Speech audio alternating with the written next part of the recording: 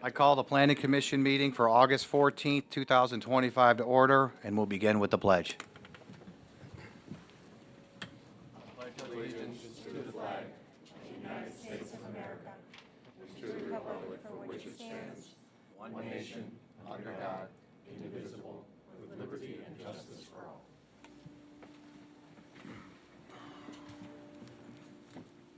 Jackie, please call the roll. Mr. Tiedemann? Here. Mr. Varga? Here. Mr. Crocker? Here. Mr. Haddon? Here. Mr. Perkovich? Here. Mr. Rossetti? Here. Mr. Cook? Here.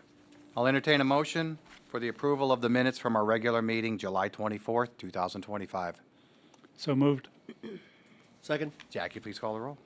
Mr. Tiedemann? Abstain. Mr. Varga? Abstain. Mr. Crocker? Abstain. Mr. Haddon? Yes. Mr. Perkovich? Abstain. Mr. Rossetti? Yes. Mr. Cook? Yes. On tonight's agenda, we have 6 public hearings, and we will follow this format. First, the applicant will have the opportunity to explain what they would like to do at a particular location. Second, anyone wishing to speak in favor of this proposal will be given the opportunity to do so. Finally, anyone wishing to speak in opposition will be afforded the time to do so, or some people may just have questions, and we'll try to get those answers. And with that, we have a conditional use permit to allow a wireless telecommunications tower at 6929 Heisley Road. Will you please come up, give us your name and address, and tell us a little bit about what you'd like to do?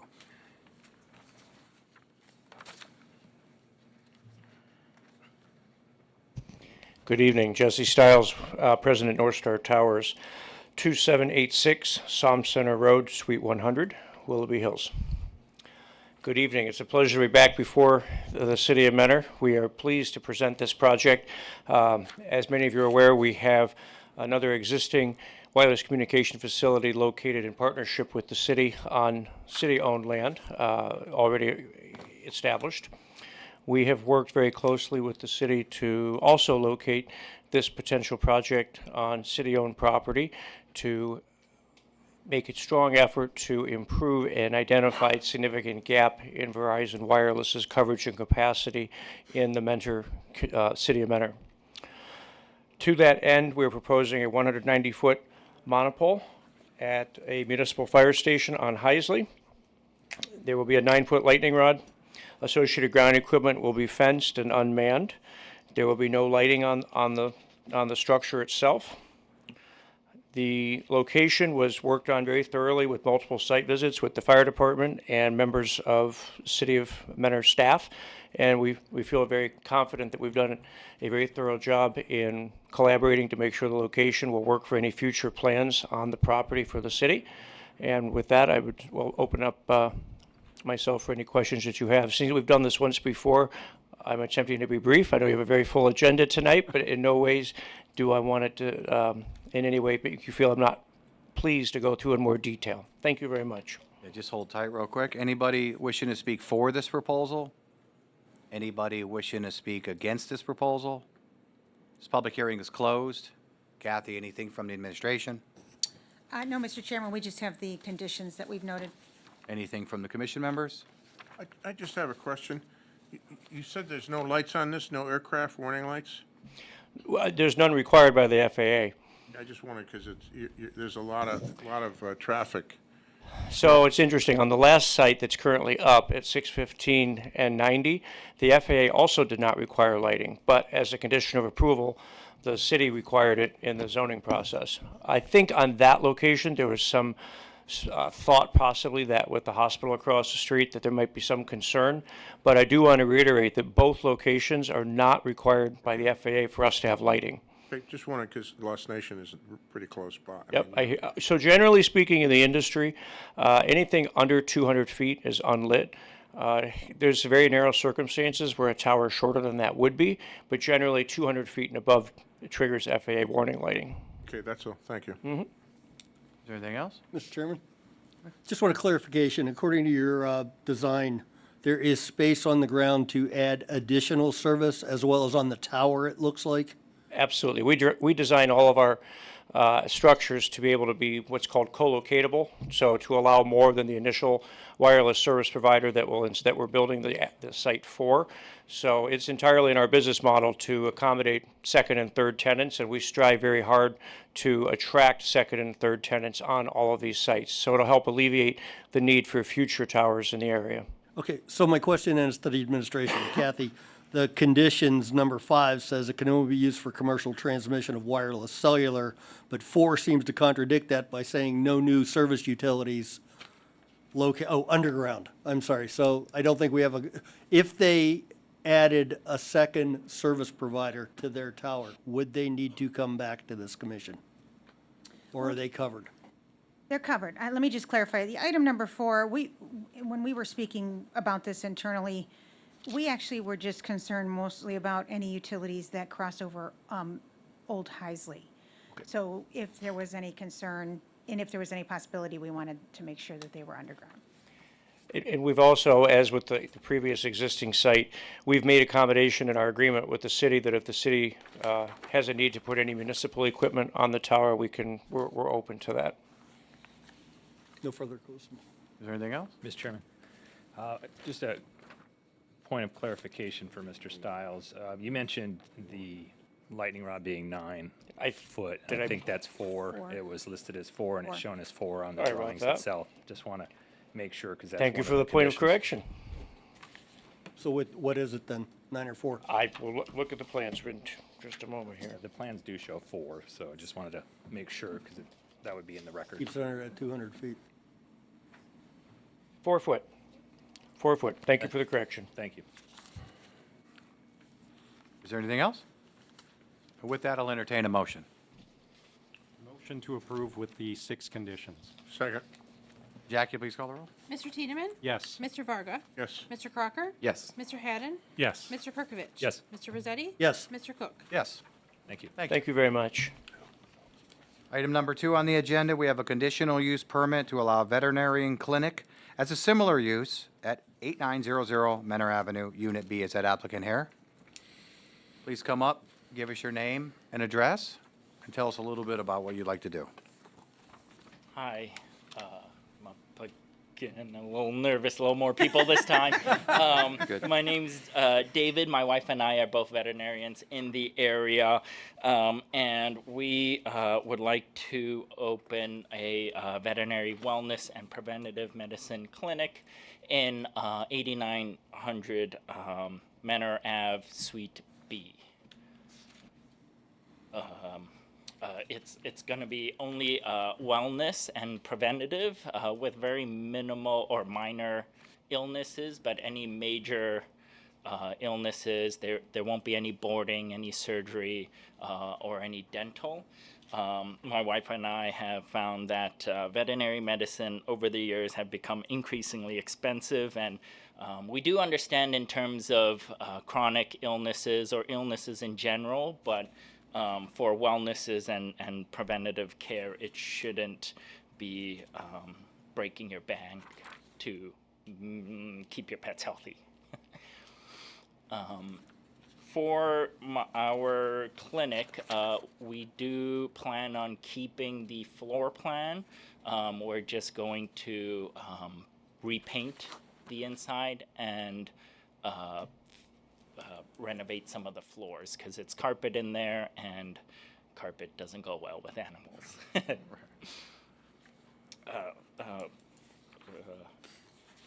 don't know what else to say. That's fine. Just hold on one second. Okay. Anybody wishing to speak for this proposal? Anybody wishing to speak against this proposal? This public hearing is closed. Kathy, anything from the administration? Maybe the applicant could just clarify. This was before you last year at a different location. I'm assuming that location just didn't work out? Yes. So last year I applied for a CUP. They wanted me to do that before signing through the lease, but unfortunately, in the last final draft of the lease, it fell through. The deal fell through, so I had to search for another place. But luckily, just down the road, So just the only location. and a little less renovations. We did make one reference to a Yes. condition about providing a proper area for pet relief. Is that an issue? Yeah, so I messaged the property manager because I know there's a few restaurants in the area. I've also talked with Eric, Kyle, I believe, and Shannon from Manhattan Deli, and they were very happy to accommodate. They do have a pet-friendly patio. I do know that there is that one small patch of bush area with a fire hydrant in it, and I'm hoping to talk with the property manager to see if we can keep pets out of that area, because I know there is a couple grassy patches where the parking is farther down. Thank you. Anything from the commission members? Mr. Chairman, Mr. Varga. I was going to ask about that very thing.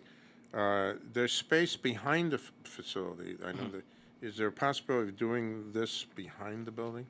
I don't believe so, just because they'd have to walk around the building. Or don't you have a back door to go out? I do, but I don't think the clients would be walking all the way through the building to So go this, through the back. this would be for clients who pull up, park in the lot, and then relieve their dogs before they go in to see you? Something like Yeah. A place for them to use in Yes. case it's necessary? So I'm going to train my receptionist and let them know where to direct the clients, because I know as a walk-in only, wait times can potentially get a little bit longer.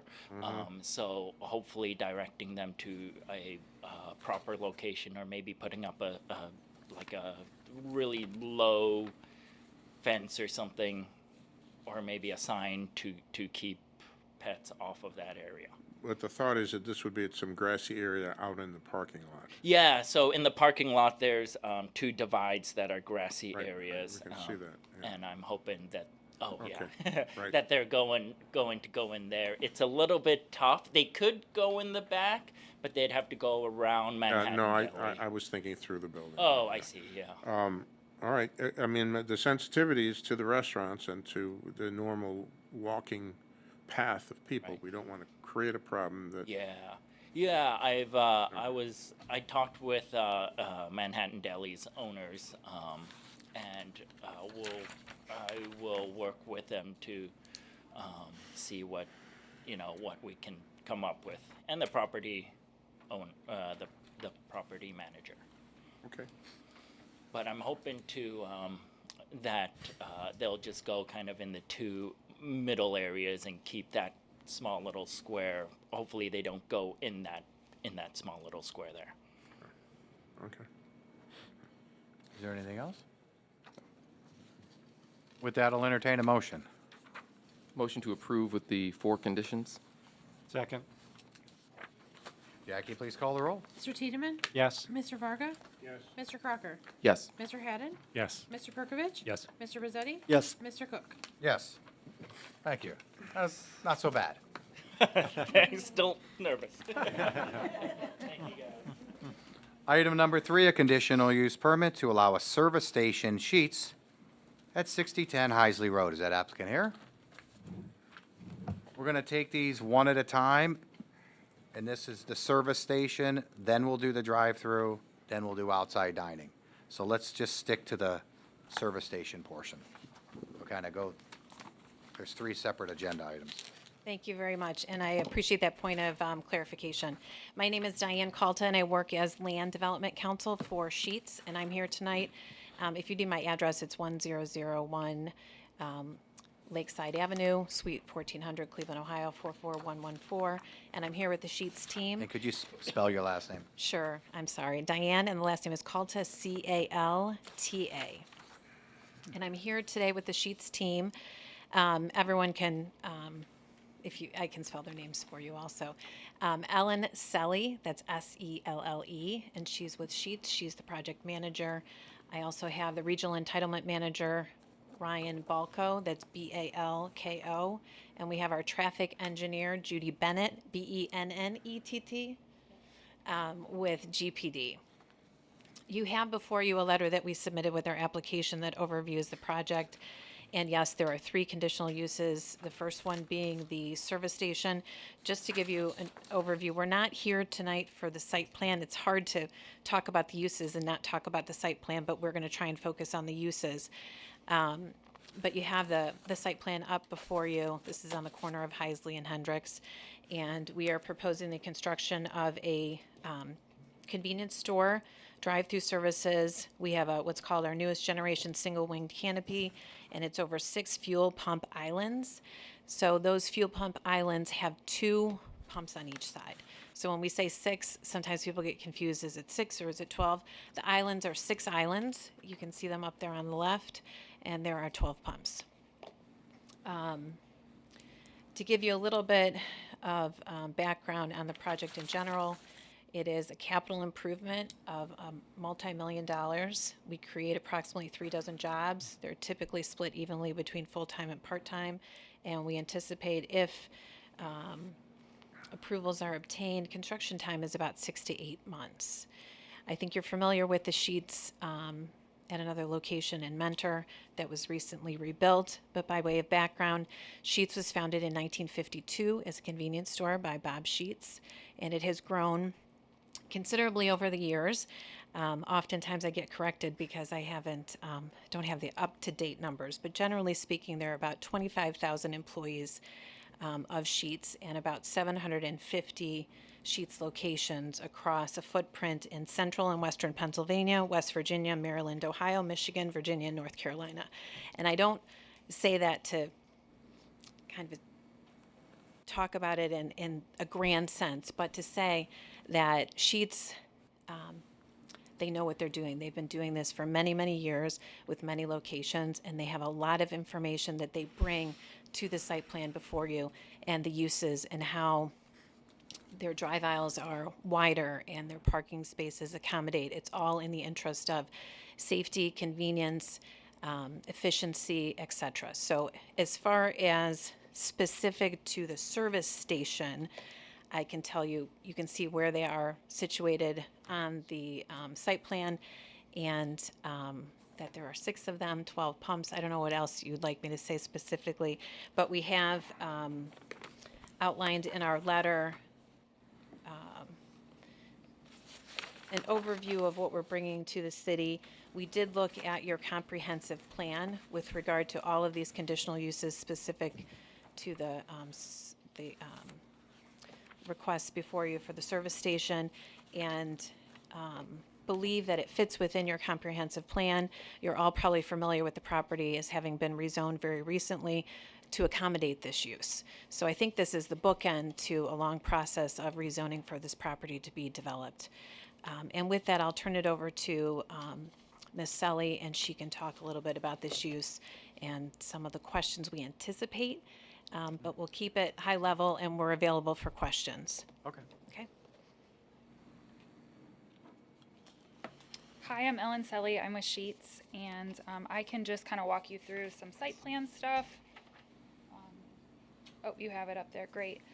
So this is a 6,139 square foot building, and this building is all brick and has a lot of different features around it as well. Our canopy, Diane already mentioned that, is facing Hendricks Road, and our main facade of the building is facing Heisley. We do have parking around 3 sides of the building. The 4th side of the building is for our drive-through. You can see our drive-through order point, though, is disconnected from the building over there exactly. And then you will wrap around to pick up on what would be Page North there. Yep, exactly. So we have indoor seating of 34, outdoor seating of 16. We have a drive-through option that I already mentioned. Our fuel canopy also is wrapped with the stone that matches the base of our building. It all kind of ties in together. We are open 24 hours, and that includes all of our amenities. That includes our pumps, our fuel pumps. That includes our drive-through. That includes made-to-order food inside. Everything is open on site 24 hours. We have 45 parking stalls on site. We have a public sidewalk connection along with a bike rack that was required by the city. We have 2 curb cuts into our site, and these will be shared curb cuts with future development. Right now, they're just servicing what would be Sheets, because we would be phase 1 of whatever else would happen in this area. All of our Sheets stores have approximately 40 security cameras on site, and that is throughout the entire property. So could be on the dumpster, on various light poles, and all of those are monitored 24/7 by our security operations team. Additionally, each employee that's working there has a button on their uniform that they can contact and talk to that security team, and they can respond back to them if they have any questions about something that's going on, someone that might be there. We have a no loitering policy, and there's a lot of team training that goes around our safety of the store because we are open 24 hours. There's a minimum of 2 people working at all times, usually more than that because we have so much stuff going on inside our building. And additionally, with that security operations team, it's not just talking to each employee. There are additional cameras and microphones within the building. So when you walk in the building, that security people, they could talk to you too. They could be like, hey, person in the blue shirt, make sure you keep it moving, or, there's that ability there. We work really closely with local law enforcement. If they need to use our camera system, we give that over willingly. Your police officers could contact us and we would turn that over if you needed it for any reason. Our underground tanks for this one are located in front of the canopy. That area right there, perfect. And so all those underground tanks are state-of-the-art. They're double-lined. There's lots of sensors involved, a lot of monitoring. Because we're open 24 hours, there's constant, viewing of making sure that there's no leaks happening with those underground tanks. We also have spill response training for all of our employees, and there's 2 emergency shutoffs located on the building or adjacent to the building to be the required distance from the canopies. That way anyone could do an emergency shutoff just by pushing a button. Some other things that were questioned is the area in yellow. That is our no build zone, and that was given to us by the developer. And that was just so our site didn't continue to push towards the rest of the area for development. So what's restricted in there is our no canopy and no building. We're allowed to have lighting, dumpster, sidewalk if we wanted to, landscaping, anything else can go in there, just no canopy or building. And that's, again, just to keep our main development away from what else could be coming here. I think there were a few other questions that I could go through also. It's kind of hard to separate them from the rest of it. But the service station CUP conditions, where the Planning Commission reserves the rights for the conditions of the plan related to traffic and drive-through stacking. So we did come up with some alterations for that, not big changes, just adding in. Did you guys have the ability to zoom in on this one? So I kind of highlighted what we thought we could do. So right now our order point is right behind parking stall 25. So it's a different orientation here, but this is parking stall 25. So Oh, wow. right now our order point's right here, and we have opted to move it. You got to talk into the mic. Oh, They're going to sorry. They're going to yell at me. And we can't really zoom in anymore. That's okay. So we're looking to actually push our order point forward, and then that will give an extra car stack in the drive-through, as well as putting in some stop bars and additional stop signs, because I believe that the question was this area here about kind of some congestion and kind of worried about maybe some conflicts. So we were looking for ways to fix that. And then Can we go back to, excuse me, can we go back to our screen camera people? Thank you. If you could just talk off of that, because we really can't see that. Yep, that's okay. So yeah, that was just in the drive-through area. And then the other condition was the proposed service stations shall be in conformance with the final approved site plan, and we'll be working on that submittal should be made by tomorrow, so then we could be coming to the following meeting to talk through the site plan.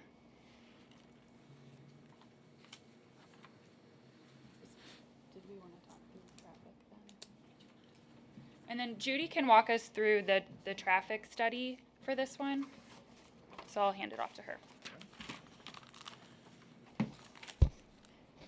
Hi, I'm Judy Bennett with GPD Group, traffic engineer for Sheets. I am going to preface all of this with the fact that I did not, Real quick, your address? 6200 Oak Tree Boulevard, Suite 302, Independence, Ohio. Thank you. I'm going to preface this with the fact that GPD did not perform the traffic study for this for Sheets. The traffic study was performed prior to the rezoning of the parcel and included a convenience store and gas station of virtually the exact same size as what Sheets is proposing. It was an unnamed business at that point prior to the rezoning. The traffic study also included 2 other businesses for the future, the further north part of the development that is not included in this. So we worked, talked through with the city engineer that the original building was 6,369 feet and 12 pumps. This one is 6,139 feet, so we're actually 200 square feet smaller on the building, 12 pumps. Exact same access points as far as one on each road, a right-in, right-out, and one full access one. The right-in, right-out driveway is shifted about 100 feet further north, which puts it farther from the signalized intersection and put it directly across from one of the other driveways, where before it was located kind of like between offset from the other driveways on the other side of the road. But we confirmed with Mr. Swigger, and there were, he did not require any updates to the traffic study. It had been previously approved for the exact same use. For those listening, Mr. Swigger is the city engineer. City engineer, right. Okay, real quick, before we get into the for and against, Mr. Zeman, could you just lay out how we've gotten to this point? And that we got a lot of emails and there was a little bit of confusion on, and if you could lay it out. Correct. Thank you, Mr. Chairman. The decision to issue the conditional use permit is administrative in nature. That's why it's appearing in front of this board tonight and the various components of it. But until such time as the property is zoned in a manner in which a conditional use permit for this use could be issued, the rezoning first had to occur. And I think some of the emails that we saw from residents were, what was the transparency relative to this being a potential gas station at this location? And so out of respect to those concerns, and just to sort of let everybody know what this process is like and how public this process is, I was asked to give a little comments tonight, and I appreciate that opportunity. The rezoning, as proposed originally, going back to early 2024, had always advanced the idea that this would be an appropriate location for a gas station. We saw that in the earliest applications, and so the property owner at that time, frankly, was very forthright about it. There was no rug pulling. It was, don't just zone it B2 because we're going to put in some type of a business there. But they did opine that this was appropriate for a gas station, and that was motivating them seeking the rezoning. And so it was actually pretty early in 2024, May 2nd, 2024, where this commission first recommended the property's rezoning to the city council. And again, at that point in time, the preliminary plan did indicate a gas and retail store, which is what this is. It also included a car wash as well, which obviously is not being proposed tonight. So the matter then is referred, and public hearings are also conducted in front of the city council. And so those are advertised, and there was public discussion relative to this rezoning. There was public discussion as well at that time that the property owner, if it were rezoned, would seek a conditional use permit for the service station. And that goes back to fairly early, again, in 2024. That public hearing was conducted in front of the council on June 18th of 2024. So council did approve this for referendum on the ballot in that November, the general election. So quite a few months later, the applicant was pretty, sometimes we get things at the last minute, frankly, but this applicant was pretty well in front of the general election where this was going to appear. So that ordinance, ordinance 24-0-042, that's publicly available, it's advertised, it's publicly available on the city's website, and it did include, as part of the ordinance, the Exhibit B, which is the development plan, and then on that, it is indicated, you know, a retail/gas station, car wash immediately next to it, and that ordinance, its entirety, is what the electors of the city vote on. If individuals seek a absentee ballot, they get a copy of it. It is also posted at the polling places. Where you wouldn't necessarily see it, what you don't see it though, is when you actually go into the voting booth, what you see is the issue, and you see a summary description. And so some folks that we saw in their emails thought that the summary description wasn't descriptive enough. It didn't mention a gas station. Again, it's just the nature of how things are placed on that specific ballot that it has to be a summary description. It doesn't get into various site development issues. But the ordinance itself was always available, always public, and actually available at the polling places as well. So we just want to underscore how transparent that was. And I'd also note, just to underscore that we do feel that the transparency was there, and certainly it's unfortunate if individuals missed it, but there was a article in the News Herald on November 1st, 2024, a few days before the election, of course, and it's titled Election 2024, 2 Proposed Mentor Zoning Changes on the Ballot, and Mr. Tilton writes in that, in the first issue, if passed, would rezone an approximate 8.16 acre at 6010 Heisley Road, located at the northwest corner, and it goes on from there.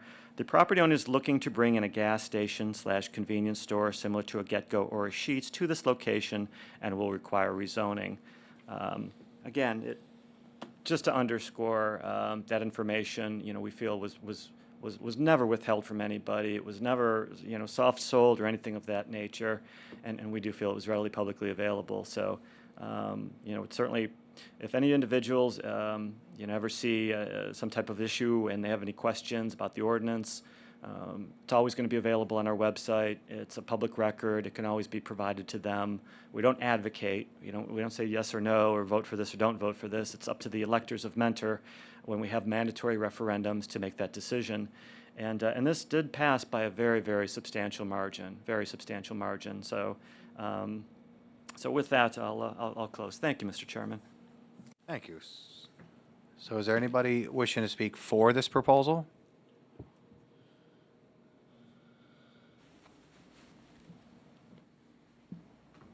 Please give us your name and address, and you have 5 minutes. Gina Aliberti, 6334 Carter Boulevard, Mentor. And I'll keep this short. I am in favor of this for 2 reasons, really. The first is that I do believe we need another option for fuel between Route 2 and Mentor Avenue. And my car takes flex fuel, excuse me, and Sheetz usually offers that, so that is a bonus in my book. The other thing I wanted to say is that Sheetz is an excellent employer for our Mentor youth, teens, and young adults. My child works for the one on Lakeshore, and they've just been fantastic. They have flexible hours, great pay, and they were able to transfer her to the Sheetz by her college. And I thought that was excellent as well. So I just thought it was great. And she has friends that work at the one on Lakeshore, and they live off of Heisley. So they're more than excited to have another opportunity to work for Sheetz out there. So that's all I wanted to say, is that they're an excellent employer for our young adults. Thank you. Thank you. Is there anybody else wishing to speak for this proposal? Is there anybody wishing to speak against this proposal? So I'm going to go through the list here as it was handed in. Karen Lowe.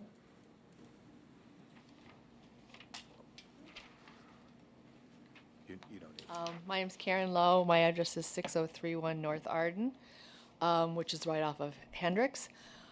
I just have to say, no, we do not need another big gas station. We don't want one at the corner there. I don't understand with the, who did the traffic study, but the traffic on Hendricks to Heisley and back is bad enough as it is. For us to get out of our development and to turn left to go to Heisley is pretty dangerous as it stands right now. There's a rise over the bridge that was fixed. You can't see the traffic coming. I don't really think there's necessary to put a light there, but if you have a lot of traffic then coming from a gas station, that's going to make a big difference. People go up and down Hendricks pretty quickly. They go through the school zone, which is at the other end from where I live, and that causes a problem a lot of the time.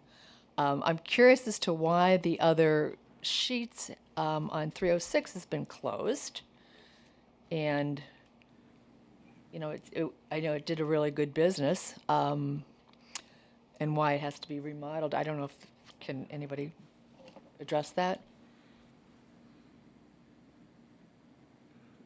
Yeah, sure, we'll do it later, yeah. Okay. And my other question is, the first speaker was, very adamant about the security cameras and everything else. Well, that leads me to think that it's a necessity because of just the crime with the 24-hour gas station and the skimmers and everything else. So it's like they're anticipating there may be a problem there. And, like as I say, I really don't think I don't want the gas station there. And I think a lot of our neighbors feel the same way. So, thank you. Thank you. Sherry?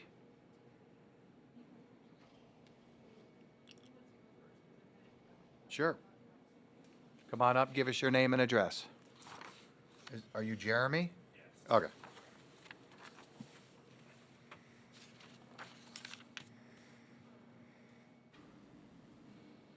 Hi, I'm Jeremy Shu. I live on 8800 Doral Drive. I'm here tonight to urge you to deny the conditional use permit for a 24-hour Sheetz at the corner of Heisley and Hendricks.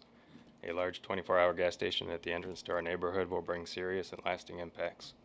First, traffic and safety. Hendricks has already seen a significant increase in traffic in recent years, and Heisley is quite congested. Adding a 24-hour gas station will generate constant vehicle trips, including delivery trucks, at all hours. It will encourage cut-through traffic into our neighborhood and impact the school zone on Hendricks. The congestion will also slow emergency vehicle response times. As traffic worsens, there may be pressure to widen Hendricks, which could come at the expense of the walking paths that make our neighborhood desirable. Second, noise and activity. The proposed station will operate around the clock, and the constant traffic and deliveries will bring 24 activity to our neighborhood, eroding what quiet we have left. Third, crime. 24-hour convenience stores are more prone to late night crime and nuisance activity than daytime businesses. Additionally, a 24-hour convenience store that sells alcohol increases the risk of impaired drivers traveling through our neighborhood, creating further safety concerns for residents and children. Finally, property values will suffer, and there are environmental concerns, from fuel runoff and pollution to flooding risks. During heavy rain, the streams near our homes already become raging torrents. Adding a large impervious surface here could worsen both flooding and contamination. While this was recently rezoned to general business, I question whether the community understood what they were voting for, given that the ballot language simply stated general business pursuant to development plan. As you said, there was material available, but I don't know that everybody was, had read it or consumed it and showed up to the poll and thought, general business sounds good. I'd also say there's really no need for another gas station. There are plenty of gas stations in the surrounding area, and certainly don't like the idea of a 24-hour gas station. When we moved here, we were drawn by the quiet, safety, and beauty, and in just 10 short years, those qualities have been steadily eroded. Approving this project would shatter what's left of the ideal. I strongly feel that a 24-hour gas station at the entrance to our neighborhood is one of the worst possible things that could happen to our wonderful neighborhood. Please protect our community by denying this conditional use permit. Thank you for your time and consideration. Thank you. Sherry? Yes. And could you spell your last name too when you get up here? Yeah.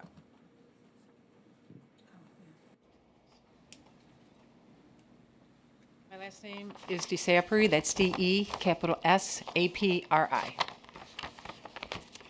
And I agree with Jeremy. I voted, but I always read the ballot. And a lot of us, I used to deliver the News Herald. That's funny that they brought that up, but people don't buy the News Herald too much anymore. If they do, they get it on their computer or on their phone. However, I didn't hear of any of the conversation about gas station or anything. I voted for a small business. It didn't say anything about a gas station, and I still voted against it. Because, I mean, that little area there, I live right off of Hendricks. I live on Arden. So I'm the first street right past the highway. So, and I live in a community with a lot of other people that are retired because we live in condos, and a lot of elderly people that live in ranch condos. So we're going to be the first when they're walking around back there because they're open 24 hours for crime.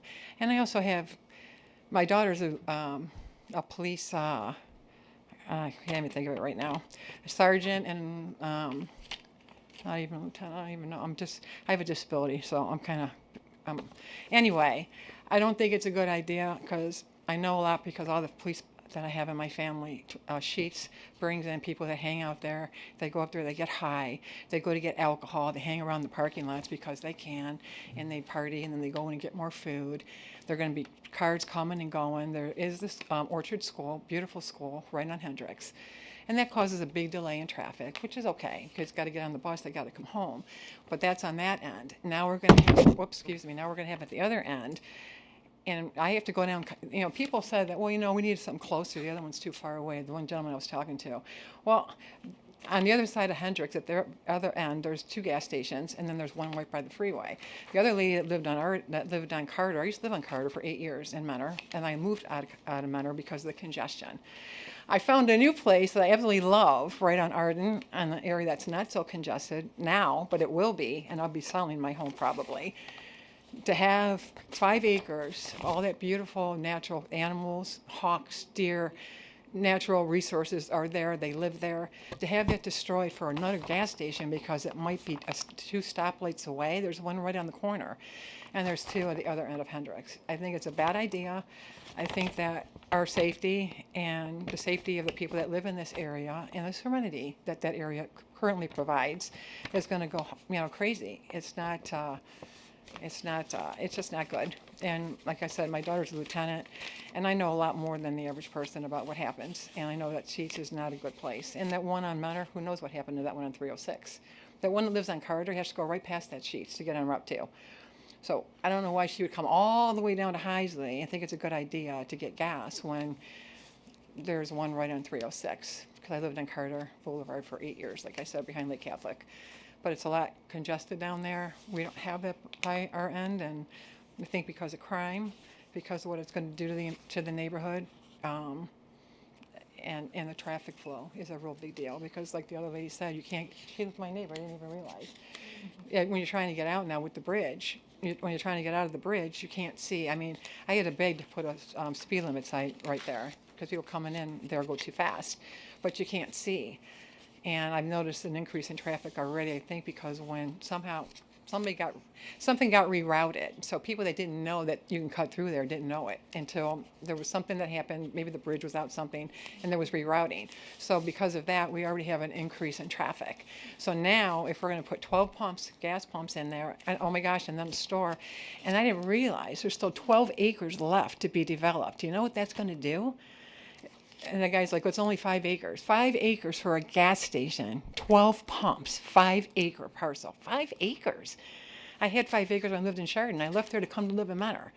I didn't know this was going to happen, or I would have never purchased where I did, and I'm sorry. I just think it's a very bad idea, and I think if they're talking about transparency, if they wanted to be transparent, when we take time to go to vote, we would have had it all spelled out. Then we would have been able to make a decision, and we wouldn't be sitting here today, because it would have been voted out on the polls if it would have been transparent there. It's kind of sneaky the way it was, put out in a newspaper and everywhere else. Like, people are going to do that? They're going to look? Is there any sanity? Can we just go to the polls once and see what's in front of us and cast a vote and not have any money grubbers or any political stuff behind the scenes that are going to come and make us devalue us? Like, why did we even go? And I'm sorry. I just think if it would have been as transparent as the gentleman says it was, we wouldn't be here today, and we would have our beautiful area untouched like it was before. Thank you for your time. I'm so sorry. Thank you. Thank you. Mary Williams? Oh, there you go. Give me a minute. Take your time. I'll be brief. I also live on Arden Drive. My name is Mary Williams. My address is 6023 North Arden Drive. And I also, please understand, our little street, there's no outlet. If we want out of our street, it's only Hendricks Road. And turning left onto Hendricks, a good deal of the time, you can't see, it's an overpass over Route 2.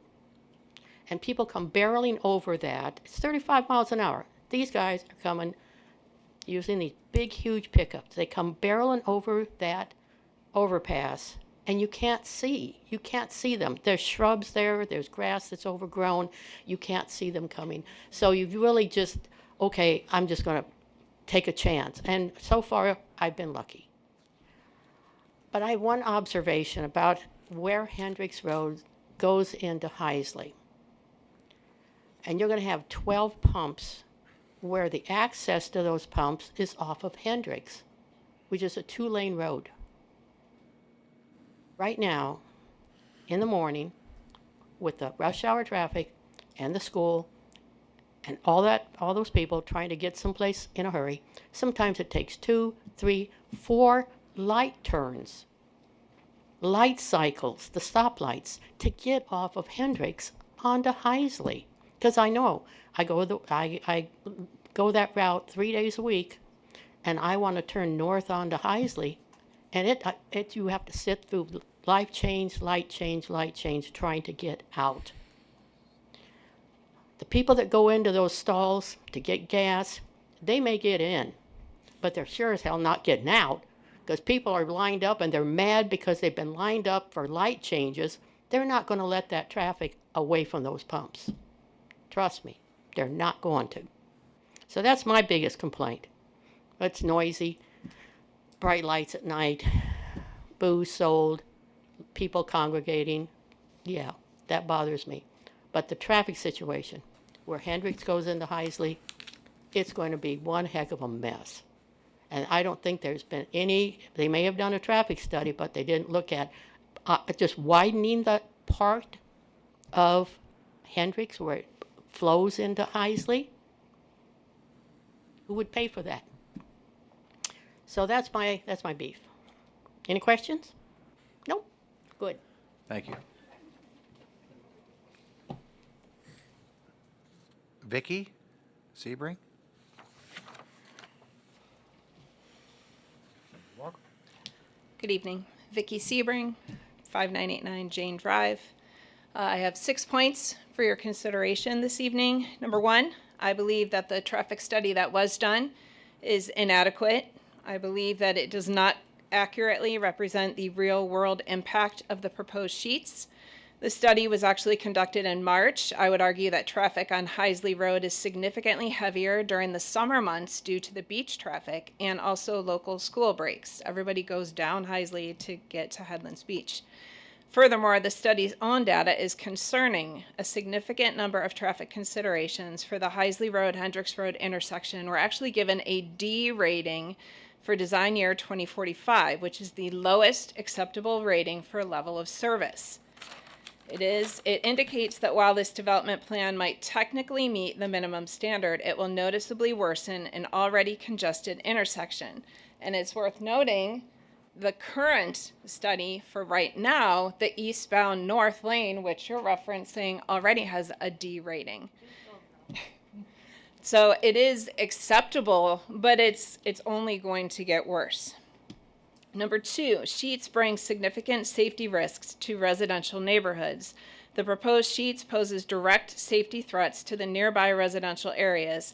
Hendricks Road, which is already used as a cut-through, which you've heard, is going to see a significant increase in traffic accidents, and possible property damage.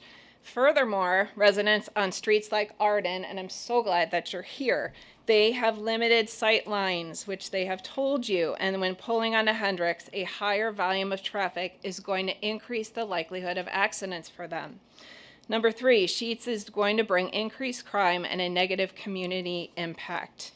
The presence of a 24/7 convenience gas station is strongly linked to an increase in crime, shoplifting, loitering, and robberies. Placing such a business directly next to a quiet, family-friendly neighborhoods, it's going to lead to an increase in local crime. The Commission's role is to ensure that the city operates effectively for its residents. Introducing a business type like that close to this family-friendly neighborhood area is going to attract crime, and it goes against your core responsibility.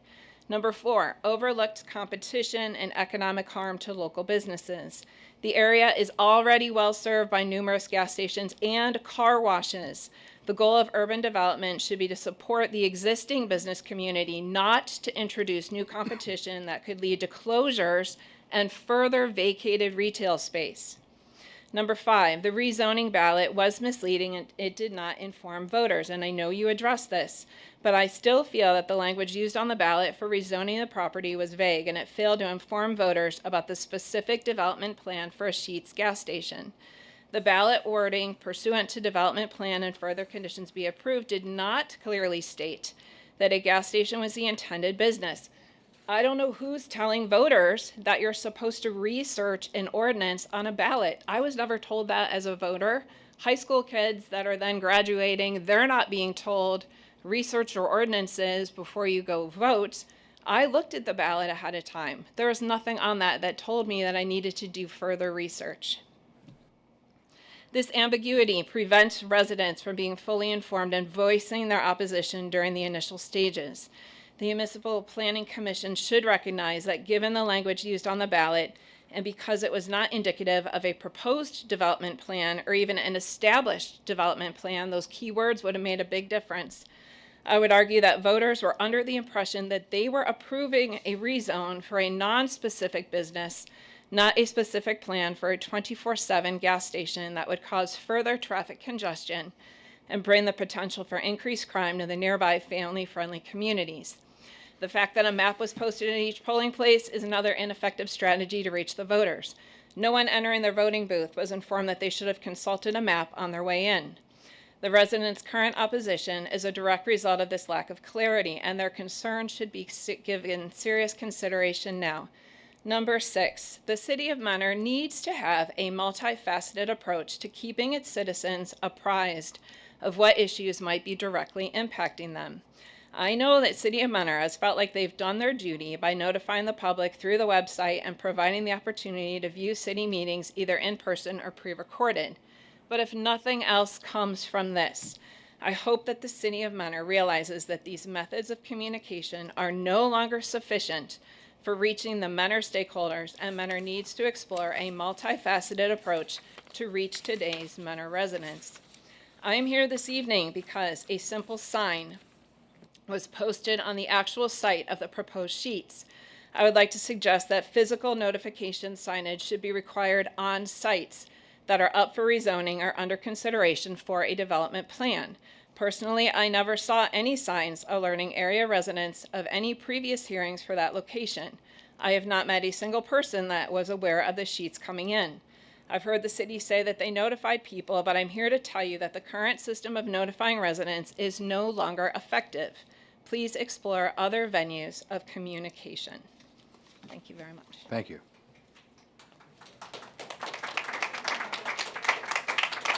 Is there anybody else wishing to speak against this proposal?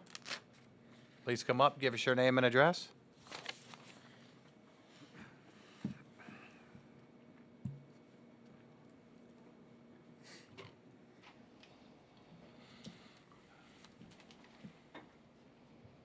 Good evening. My name is Brian Roth. I live at 9005 Arden Drive with Sherry DeSampri. Just here to basically agree with everybody and what they've said so far. I was a security policeman in the Air Force. I know security threats. I know that Hendricks Road is a direct link to residential neighborhoods with highway access right down the road. Route 2 in and out right down the street to all kinds of nice residences to break into, rob, do whatever they want, go get on Route 2 and go back to Cleveland or wherever they came from. So it's not a good plan, really not a good plan. There's more property closer to the highway so that people can get off the highway, get the gas, get back on the highway and not go anywhere near a residential neighborhood or go down there and take a shortcut down there because it's going to be so congested. And then, 3 o'clock in the afternoon, the Hendricks Road in front of the school is stop dead traffic. Somebody needs to do something about that. Hint, hint. Not really a good plan, not well thought out, and not good for the residents in that neighborhood. That's all I have. Thank you. Thank you. Is there anybody else wishing to speak against this proposal? All right, this public hearing is closed. Kathy, anything from the administration on the service station CUP? And let's just kind of go through some issues. Speak to traffic a little bit. That seemed like everybody had a little bit of, if you could touch base on the traffic study.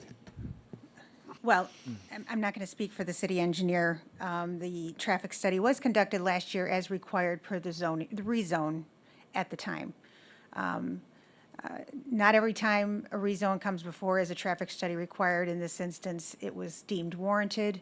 The traffic study was reviewed by our city engineer, and they felt that the traffic study was appropriate and did provide accurate data, and felt that the widenings that are being proposed for Heisley and Hendricks were adequate to support the use. The traffic study specifically looks at the proposed use, which at the time it was made clear that it was for a gas station, and also supporting for future retail, which would be next to it. Just to point out a couple of things, I know there were some questions. This is only for the sheets is only for this particular corner. There's future. The zoning specifically is for the front acreage. It is not for the back. This entire parcel was zoned light manufacturing. And the rezone that occurred that allowed the front of the parcel to change. Can you zoom out to the aerial? You don't have the aerial? If you can see there, that's a better view, but the purple area and then the area that he's outlining there, that is the only area that's B2. Everything in the back is M1 light manufacturing, and as it was explained to us at the time of the rezone, those are wetlands, and the likelihood of that getting developed at all is going to be very slim and none. The property owner is in the audience, and if he wanted to speak more to that, but that at the time of the rezoning was made very clear that the area that is remained manufacturing zoned, which has a lot more uses than the general business zone does, will stay in place. Secondly, to the point of the sheets on 306, they were also in front of the Planning Commission for a complete remodel. It is not closed permanently. It will be opened back up. They are doing a complete overhaul of the site. And rather than just do some cosmetics, they chose the route of doing a complete rebuild. So that will be back up and running as soon as the construction is finished.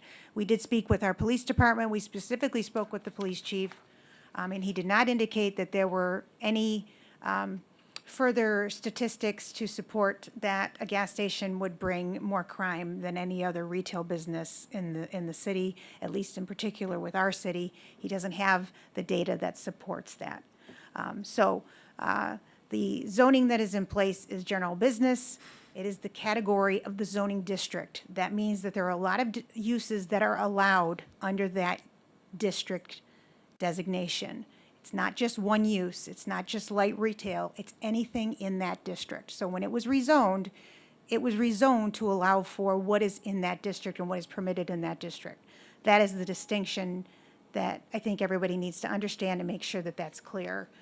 If you have any other questions, we just indicated that because we don't have the final site plan in front of you, we're limiting our scope of review to the use itself, which was pretty well vetted, obviously, as you know, through the rezone process, but we had to go through this process as well because a conditional use is required for any automotive use in the city of Mentor.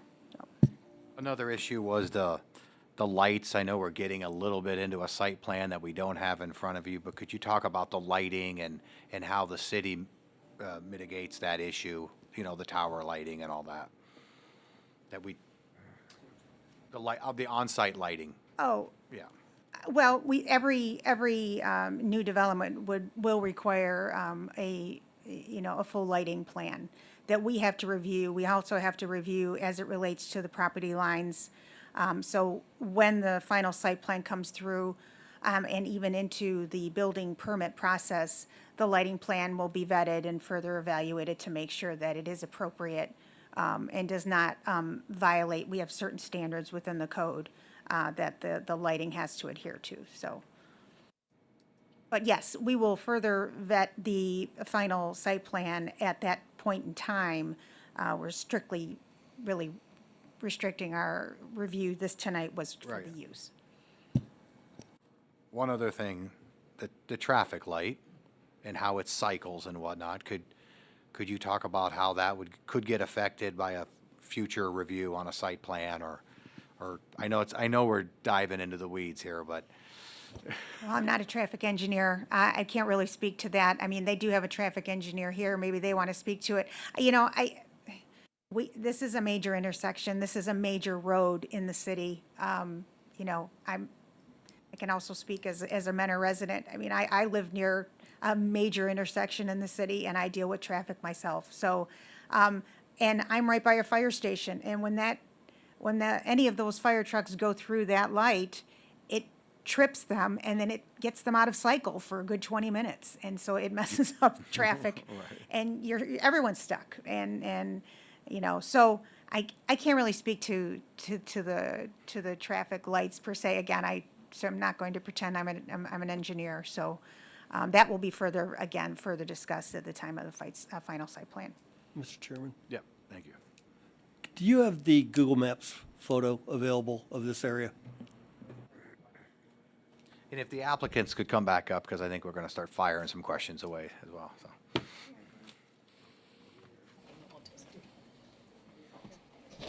And not the street view, the actual aerial, please. Okay.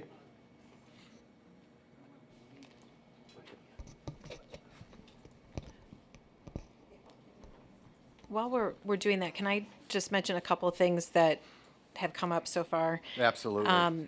I've been working with Sheets for a couple of years now, and so I picked up a couple of things. I'm not a traffic engineer either, but one of the things about the use that I've learned pretty significantly is that when you go to the gas station, most of the traffic, 75 to 80% of the traffic into and out of a Sheets location is what's called pass-by traffic, meaning you don't make a specific trip to go to the gas station.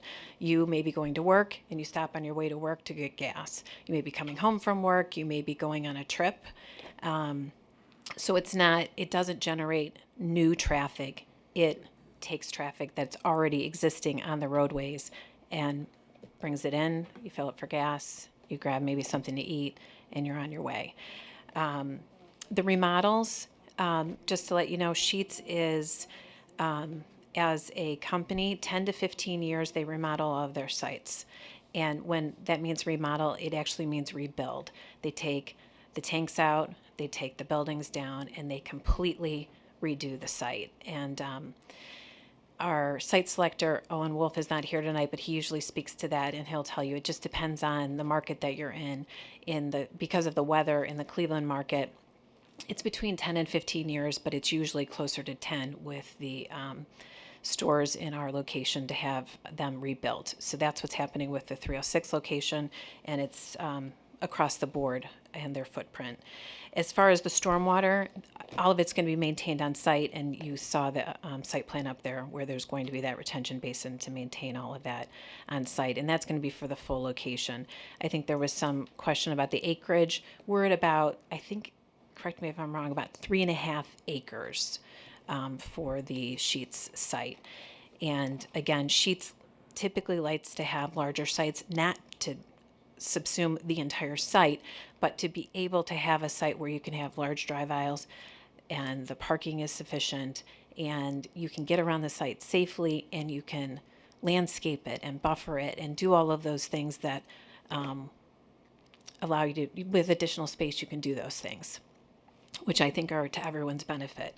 The photometric, that'll be part of the site plan, and that's where it'll show exactly what the foot candles will be for all of the lighting on site. That's And what I it was will, thinking, it'll tell you exactly what that measurement is on each part of the, and where it is specifically at the property lines. You heard about the right turn lanes, and I think that's, those are, I just want to jump in on some of those things to add to the answers to the questions that we had. Thank you. Dave, you Yeah. yeah. So my question is, where's Arden Drive on this? Because a lot of the speakers were from said they were from Arden Drive. Okay, so the site is the red box to the right. Between Arden Drive and the proposed site, looks like a forest and Route 2. How far away is the, has anybody measured the nearest house distance? A half mile. Okay, and those businesses to the south there are light manufacturing, correct? Okay, I'm just trying to put this in perspective. When you all say neighborhood, this is a half mile away from the beginning of your neighborhood. So that's all I wanted to clarify because I wasn't familiar with where Arden Drive was. Thank you. Is there anything else from the commission members? Commission members? Sorry, the public hearing is closed. Anything else? Did I? Kathy, anything? I don't know if they want to speak to anything else, the applicants themselves. Feel free. Those were the couple of things that I noted. I don't know if you had anything that you wanted to address, or Judy, I think you got it. if there's any other questions, we're available. But many of these things will be also before you with the site plan. Right. And then we'll do the service station portion, and we're going to go into the drive-through facility. So with that, I'll entertain a motion. Motion to approve with the two conditions. Second. Jackie, please call the roll. Mr. Tiedemann? Yes. Mr. Varga? Yes. Mr. Crocker? Yes. Mr. Haddon? Yes. Mr. Perkovich? Yes. Mr. Rossetti? Yes. Mr. Cook? Yes. Item number 4, we have a conditional use permit to allow a drive-through facility, Sheetz, at 6010 Heisley Road. That applicant's here. Please talk a little bit about the drive-through. Well, I can tell you a little bit about the drive-through. It is an amenity. It is largely accessory to the uses that we've talked about for this Sheetz store. It has an order point, so it does not have it's not a Dunkin' Donuts, it's not a Starbucks. You don't drive up to it and speak to someone. It is a touch point, so it's very different. It's also meant to be an amenity. So I always give this example, and I don't know if it resonates with people, but if you go fill up your gas tank and you say, oh, I need some toilet paper, and you've got your 2 or 3-year-old in the car and they're asleep because they fell asleep on the car ride. You can go through there, you can put in the touch point that you need some toilet paper or if you want a drink, and you pick it up and you go. It does not have the volume of any of the drive-throughs that I think a lot of us will spend time in. So that's how I can categorize it for you. It's an amenity, it's an addition, and if you have any questions about the stacking and the movement of that, that order point so that there's some additional car length in there, I believe that Ellen can speak to that. But that's the nature of the drive-through. Thank you. Is there anybody wishing to speak for this proposal? Anybody wishing to speak against the drive-through facility portion of this?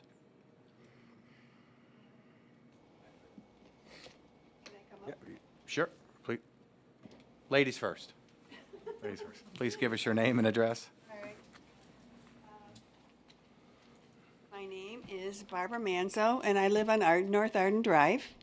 And it's not so much of the traffic, but also the 24-hour lighting. Now, Manor has spent a lot of money for the wetlands. And we're bringing in a lot of birds and natural stuff coming through. If you have 24-hour lights, that kills the birds. What is it accomplishing then? I mean, if you want to have it there, do, but not 24 hours. Do it 12 hours. Consider that, because that's right in line with the wetlands. Thank you. Oh, hold on. Could you spell your last name? I got a note. Could you spell? Manzo, M-A-N-Z-O. Thank you. Thank you. And an address. 5980 North Arden. North Arden. Thank you. I think you're up. Did I see? Yeah. Please give us your name and address. Tell us.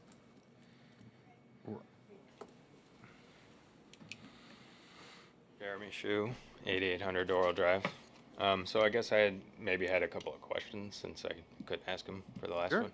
Sure. Will the delivery trucks be allowed up and down Hendricks, or will there be a rule that they have to deliver off of Isley? Because that may help some of the trouble. Okay. Do you know the answer to that? Well, you give me your questions, I'll get your answers. Oh, okay. Yeah. I'm drawing a blank on the second one. The first one was maybe the most important. Yeah, it's not going to come. We have one more, we have one more, so, if you remember. Is there any more wishing to speak against? Oh, one. Please give us your name and address. I'm Frank Luchowski, live in North Arden Drive. Why does the council want to create another Diamond Center?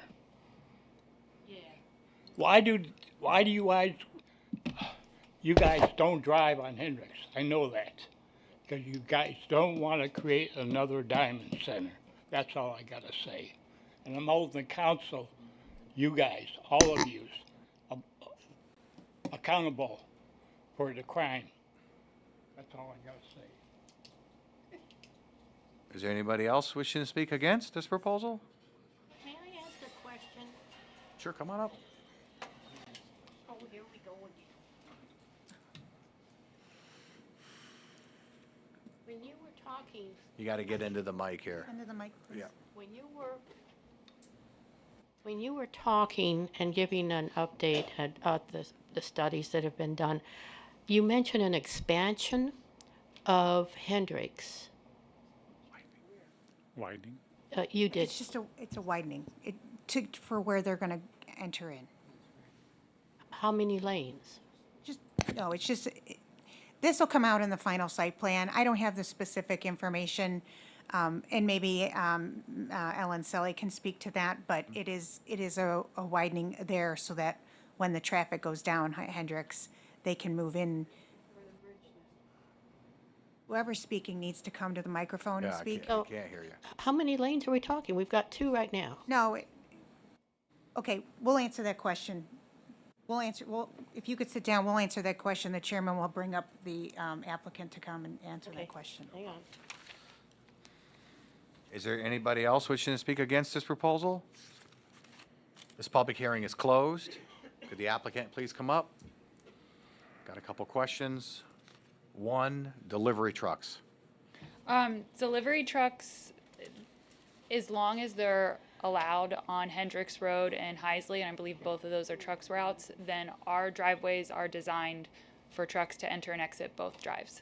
So that's why the right in, right out looks huge. That way trucks and larger vehicles can get in and out, and that meets the ODOT standard, which is required by the city. And then there are 2 right turn lanes. One is on Hendricks Road, and you can kind of see that it's in front of that red, it's a different hatch or pattern. That's where the right turn lane will be. So there's not an additional lane added to Hendricks Road for traffic that's going through. It's just what we call a deceleration lane. So the people turning right into that driveway aren't going to stop the other traffic that's trying to continue through Hendricks. And then we have the same thing on Heisley as well. We have a right turn lane into the site as well. And you can't see, there we go. Yep, you can see it all there. What'd you call that lane? It's a deceleration lane. Deceleration, okay.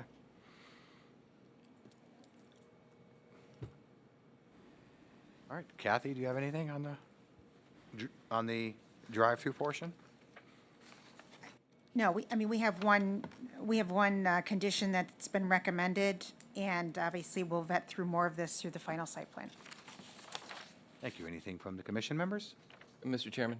Mr. Crocker? I think there was a question also about lighting and lighting throughout the night. Now, as I understand, maybe Kathy can clarify on this, the lighting for sites like this are shielded from above, right? I mean, everything is Fully- shielded.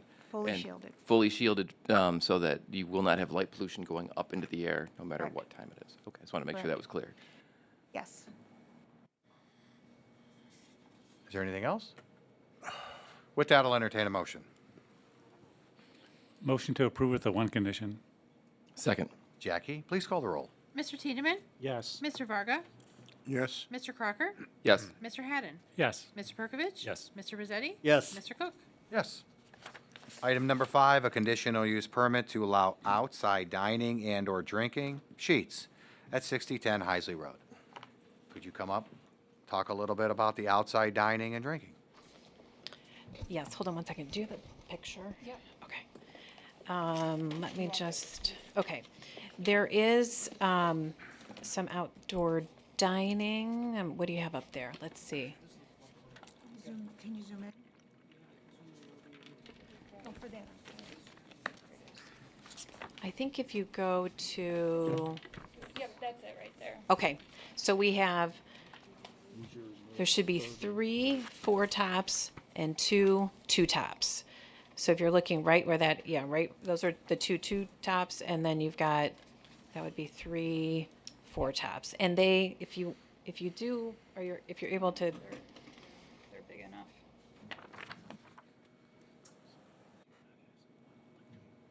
so what's installed there is meant to be permanent in nature, so it's not something that at any point in time is taken out. So winter comes, it's not taken out and stored somewhere.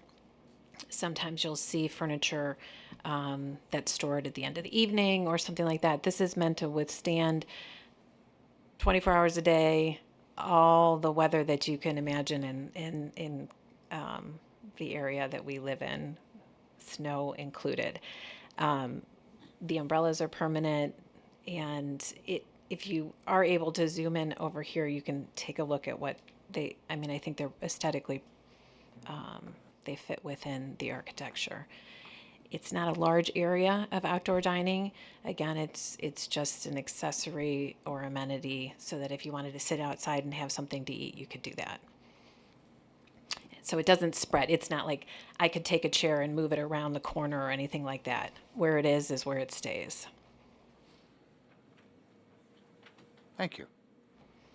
Kathy, is there anybody wishing to speak for this proposal, outside dining? Anybody wishing to speak against this proposal? Please come up. We have your name. We have her. Yeah, Hi, okay. Vicki Sebring, 5989 Jane Drive. Actually not particularly against it, against the whole sheets in general. I just wanted some time to kind of circle back what I said before. I really, really would implore you to consider more ways to reach the voters, to notify the residents, because what you're doing, it's not effective for this generation, for this time, and this is really impacting a lot of people. One idea that we thought of would be maybe if there's a way you could create an opt-in opportunity for each ward in Mentor. Once a year, you have an opportunity to sign up, and things that are going to impact that ward, you would be notified of it. Because clearly, like a lot of people, they were very surprised to hear about this. That's one thing, and then that would be a way that you would know, okay, I'm going to check that, all the big issues impacting Mentor, things impacting my ward, I'm going to know about that. We notified our councilman who lives in our neighborhood, and we were like, you didn't even let us know. You knew this was going to impact us. You know this is going to impact Hendricks. You've heard our very nice, peaceful, quiet neighborhoods, family friendly.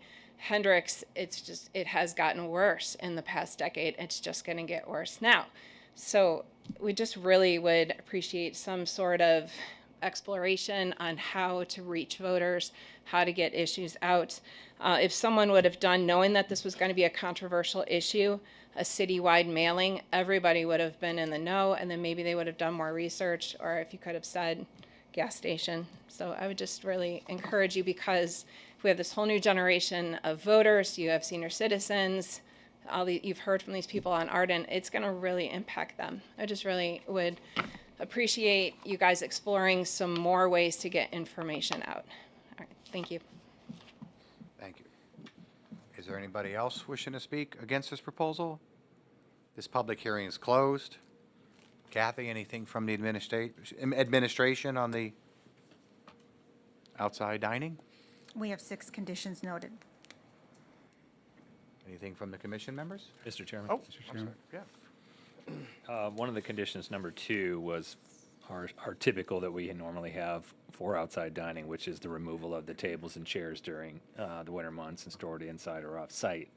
If these are, according to the applicant, robust enough to stay out all year, and that's somewhat typical of all sheets, would that be something we just strike that, number 2? You change the word to should, or if necessary, you can do that. How about removable tables and chairs will be put away in the winter, but permanent ones may stay?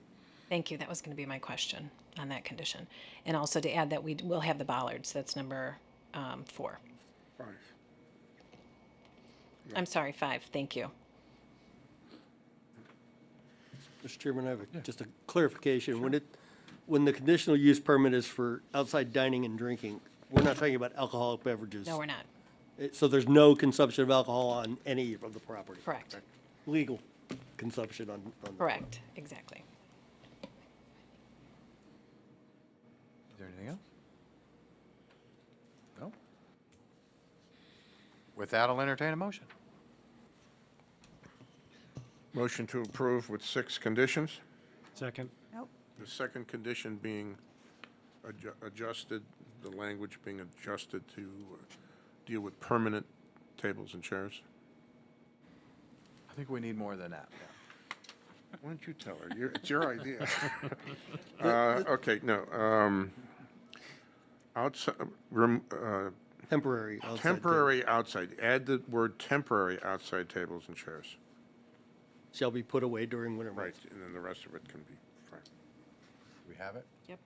So that's to approve with 6 conditions. The second condition being altered as stated. Second. Jackie, please call the roll. Mr. Tiedemann? Yes. Mr. Varga? Yes. Mr. Crocker? Yes. Mr. Haddon? Yes. Mr. Perkovich? Yes. Mr. Pizzetti? Yes. Mr. Cook? Yes. Thank you. We have a sixth on the agenda, a conditional use permit to allow a commercial building greater than 35 feet in height at 7850 Menor Avenue, Unit 100. Is that applicant here? Please come up, give us your name and address, and tell us a little bit about what you do. And we're going to kind of skip around with you guys, though. We're going to do this, and then we'll Matthew come back. Krokora, 6000 Lombardo Center, Cleveland, Ohio. Brian Thomas with Dick's Sporting Goods, 345 Court Street, Coriopolis, PA, 15108. Good to see everyone again. The last time we were here, we were asked to bring in a conditional use permit application based on the total height of our structure. As you can see here, we're located at the Great Lakes Mall. There's our elevations we're proposing. To the top of our signage there on elevation A is the highest point of the building from the ground floor. That is 67 feet. The parapet to the top of the main building from ground floor is, because I can't see it up there, 46 feet 9 inches. You can't read that? Maybe about 10 years ago. Getting a little older now. So just a few comments on what we're proposing here, what this is.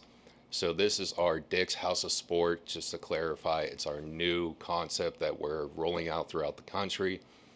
There's multiple of these open throughout the country. This is our prototype elevations for a 2-story Dick's House of Sport.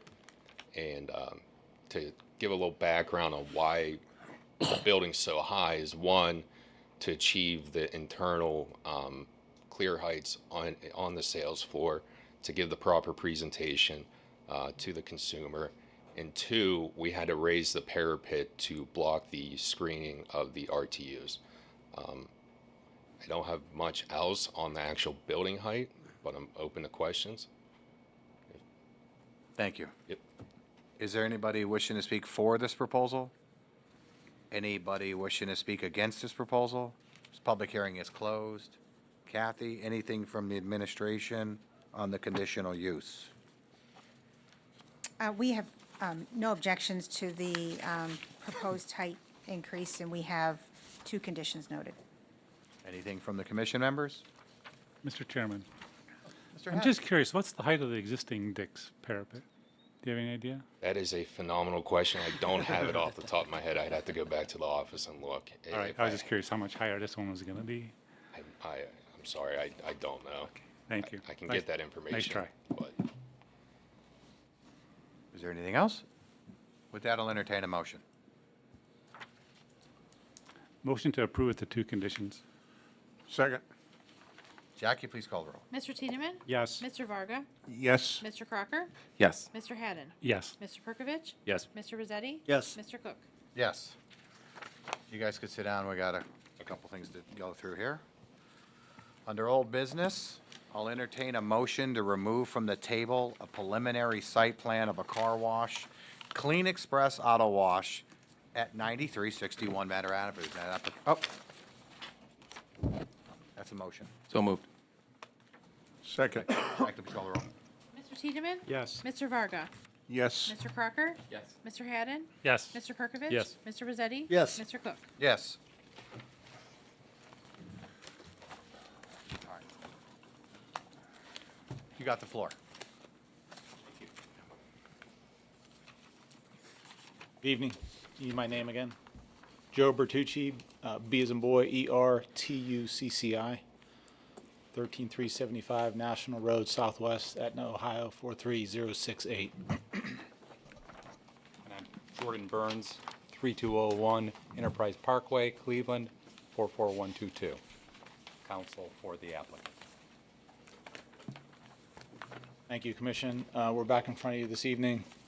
I think we've discussed it hopefully pretty exhaustively. We're here to answer any additional questions, but tonight we wanted to point out that per our last conversation, we were going to add signage to help direct customers after they leave our property.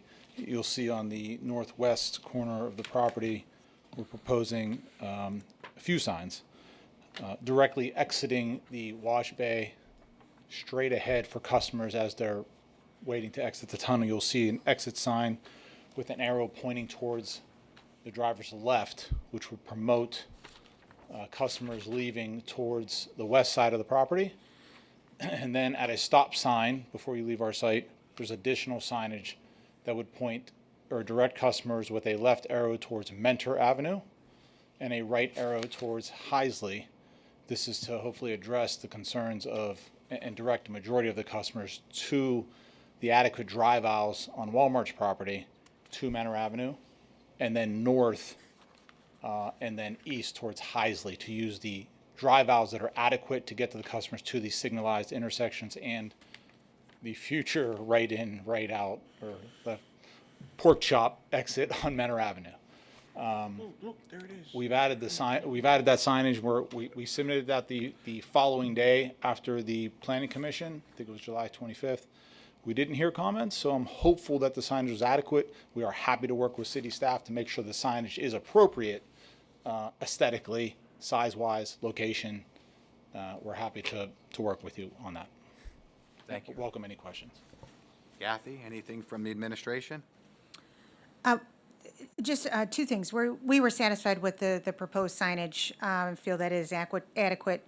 We would like to get a reaction from the applicant on the recommended condition number 2, where the emergency bypass lane on the west side, which the applicant has indicated they would prefer to keep, which the administration has no objections to, but would prefer to see it angled more, so that it is very clear, if it is used as an emergency, that it is directing traffic to go up that internal drive and not to turn left to go to Menor Avenue. And it looks like that the easement that is in place is wide enough to create more of an angled curve, curbing with that emergency bypass, but would like to hear from the applicant.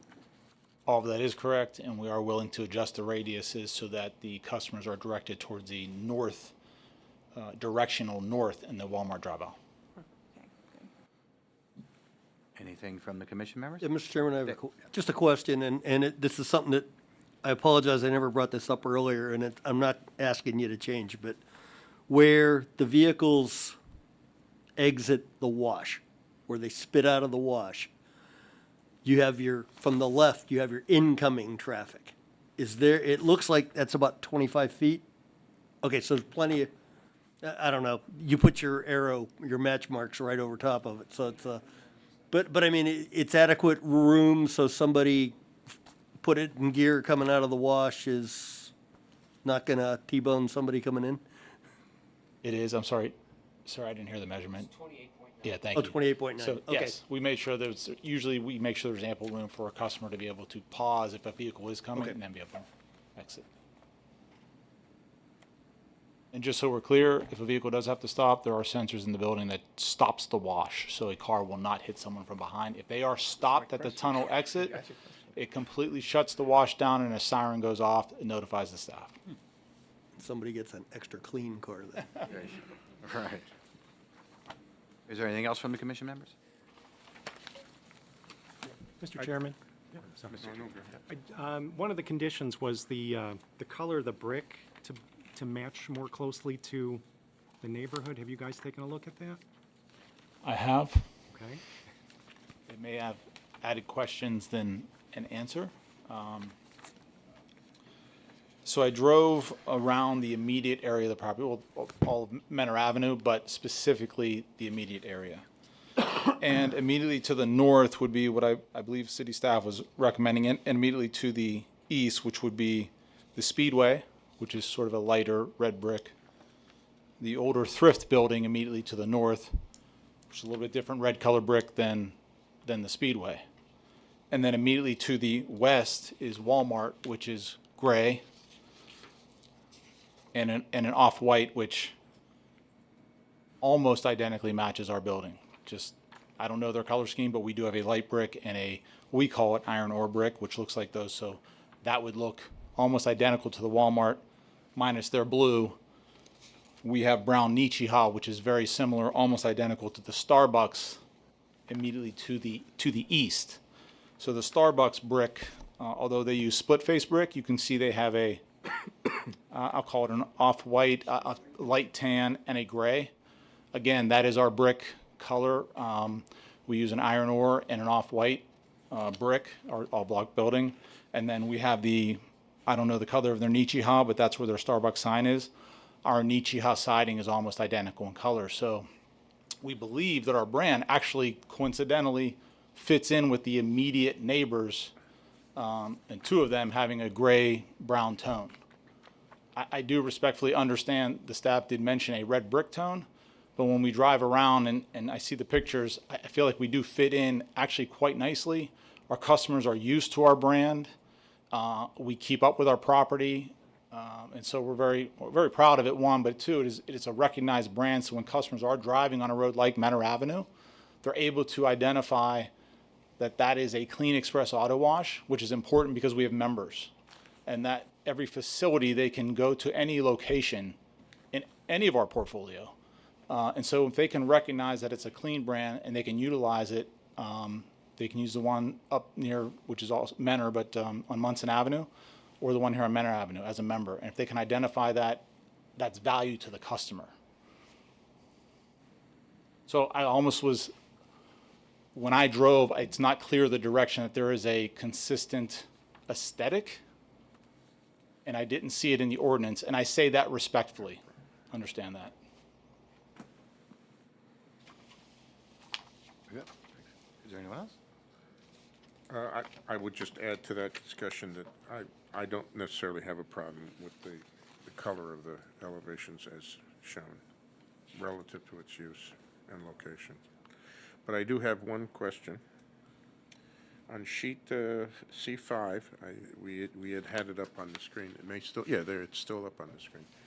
And we are showing the pork chop on that drawing.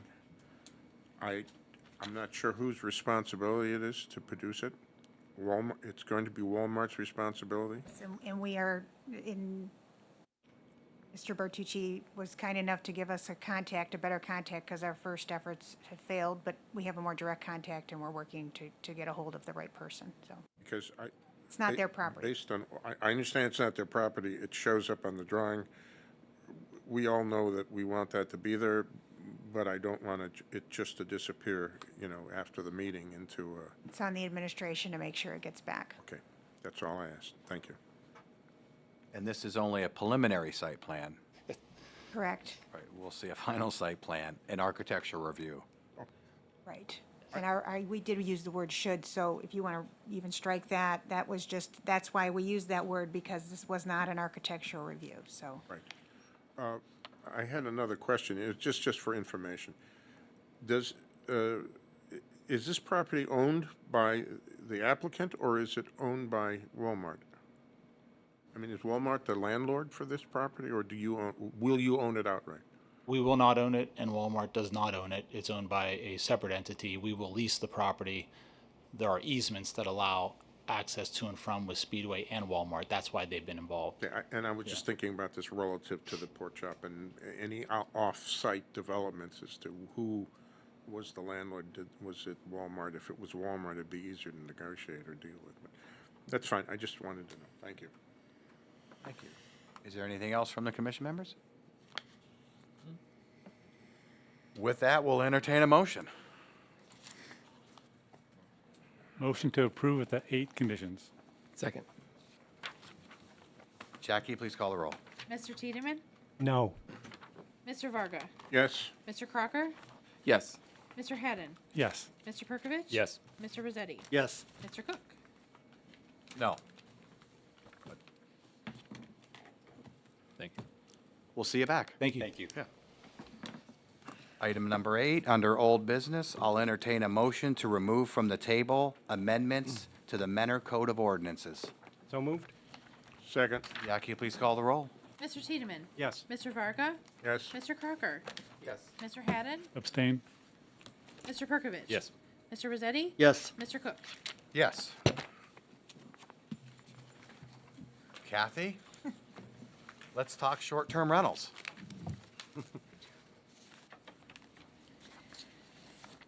Okay, so this was tabled at the last meeting, we just didn't have a quorum. Prior to that, we had a meeting, I believe it was July 3rd, and we discussed some recommendations with regard to the draft that is before you in the packet, which would be an amendment to Chapter 752. And what we did was take into account some of the comments that were made by the Planning Commission, as well as comments that were also made by the Law Department with regard to firming up language, and also to be definitive with regard to establishing a capacity limit for the city. In addition to the draft that you have in front of you, we've also prepared a rationale for determining the number of short-term rental properties within the city. That would be an accompanying piece to the legislation. It wouldn't be in the code itself, but it would be our justification for, again, establishing capacity limits that we have proposed under the section that's called applicability and city capacity limits. So I'll just go to that section just because I started with that. And I can, speak to the rationale. We spent a lot of time researching a lot of different resources from the American Planning Association to a number of different sources like ROI, Airbnb, just to name a few. Planetizen, I did some tutorials on that as well. And some of the things that they spoke to with concerns with regard to capacity is when you have too many of them in an area, there is the concern of property values going up, which on one hand might seem good, but on the other hand, that hurts those that are trying to buy homes, and it hurts the affordability of homes. The other issue is that what it does to the long-term rental units that are in the city. It also puts them at a greater disadvantage and forces their prices to go up. And again, we're already in a situation where housing prices are high right now, and so we are concerned about affordability. We had our housing study that was done in 2024, and it spoke to the lack of alternative housing and wanting to making sure that, again, housing is affordable. So establishing a capacity is justified, and it is something that has been very well documented across the United States. So we took an analysis of cities with like sizes as the city of Mentor. So we took those cities with a population between 40 and 60,000, and we analyzed their population with the number of short-term rentals that currently exist within their cities. And then we did a per capita number based on that. Again, these were guidelines that were presented in terms of some of the data that we found. And when we did that and we compared it to our actual population of 47,450, it yielded 65 potential operator licenses. However, we also looked at the occupancy rate of these types of short-term units. And they are not 100% occupancy. They are 40 to 45%. And so we felt that that number was then justified to cut in half. And so this is how we came up with the 32 capacity limit for the city. And then so as not to saturate one ward over the other, we decided that it was appropriate then to break that 32 up and give a cap to each ward in the city. And that's where we came up with a maximum of 8 licenses that could be issued per ward if you were to go with this route. So that's the long and short of it. The rationale does explain that, but I just wanted to kind of walk through that because we did put a lot of thought and research into that and making sure that we felt comfortable with the capacity that we're recommending for your consideration. With that, we've also, again, added some additional language that talks about protecting property values. It talks about keeping your neighborhoods harmonious and minimizing transient populations. And so that is why the capacity limits are also very helpful to a community. So we're not saying don't have them, we're just saying let's limit them. And that helps in a number of ways, but still allows for that opportunity to exist within the city.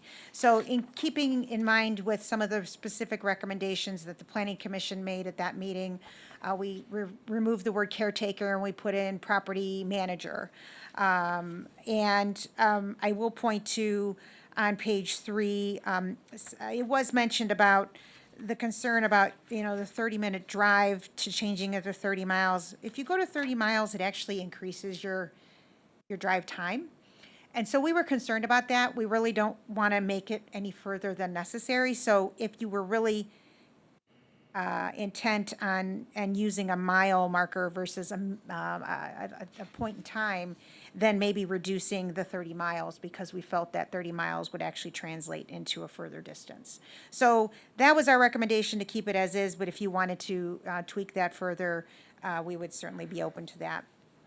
Just above that on page 3, we also kind of elaborated on the procedural requirements with how the permits would be applied for, and how the timing and the order of how the permits are received. They would be we have our new permitting software that allows us to know precisely when a permit is received, so then we can kind of gauge when these permits come in, and the timing of the permits. It will be based on first come, first serve, and also compliance with everything in the code, the standards that are presented. So specifically, we added some more language that spoke to Title IX, because the inspections of these particular houses would be in the same manner in which we review our current long-term rental properties, and they would be subject to the rental housing maintenance code under the Mentor's Building Code. And we referred to that under item 3, under permits required, B3. And then again, under the standards on page 5, we've elaborated to specifically call out the sections under the rental housing maintenance code that an inspection would be subject to. They were just referenced in sections, because there are too many requirements to spell out, so we felt it was appropriate to just list the sections. I think there was also some discussion at the last meeting with regard to the timing. If somebody were to say, I think the example was used was have a New Year's Eve party, and then it would fall into the next year. So, if somebody were to have an existing permit, it's up to them to make sure that they get their renewals in on time, and there's a deadline of December 1st. If they get their renewals in on time, and again, if the permit's in compliance, it will begin immediately on January 1st of the next year, so there shouldn't be any lapse. If the applicant or the homeowner fails to do that, that's on them. So we feel that the language in the code is appropriate to cover how that would work procedurally, to make sure that there would be no lapse as long as the homeowner followed the procedures for renewal. I think that's kind of it in a nutshell. There's some things that are still highlighted in yellow or gray at the end that if you were to make a recommendation to move this forward, I would just ask that when it would go into an ordinance form, that those items would finally be tweaked by the law department. Some of the penalty section, for example, may be fine as is. It's per the existing code section, so we feel that needs to be just one final vetted through. But if you have any other questions, I think everything else is pretty self-explanatory with the changes that were highlighted in bold, and anything that we took out is shown as a strike-through. That's it. Thank you. I do have one thing I want to add. On page, what is this? Page 2, under the city capacity limits, I want to put a section C. Oh, let me make sure there's not one. I want to put a section C that City of Mentor residents get a 2-week lead prior to December 1st for applying for their permits. And however that's got to get worded. If you live in Mentor, it should be a benefit that you live in Mentor.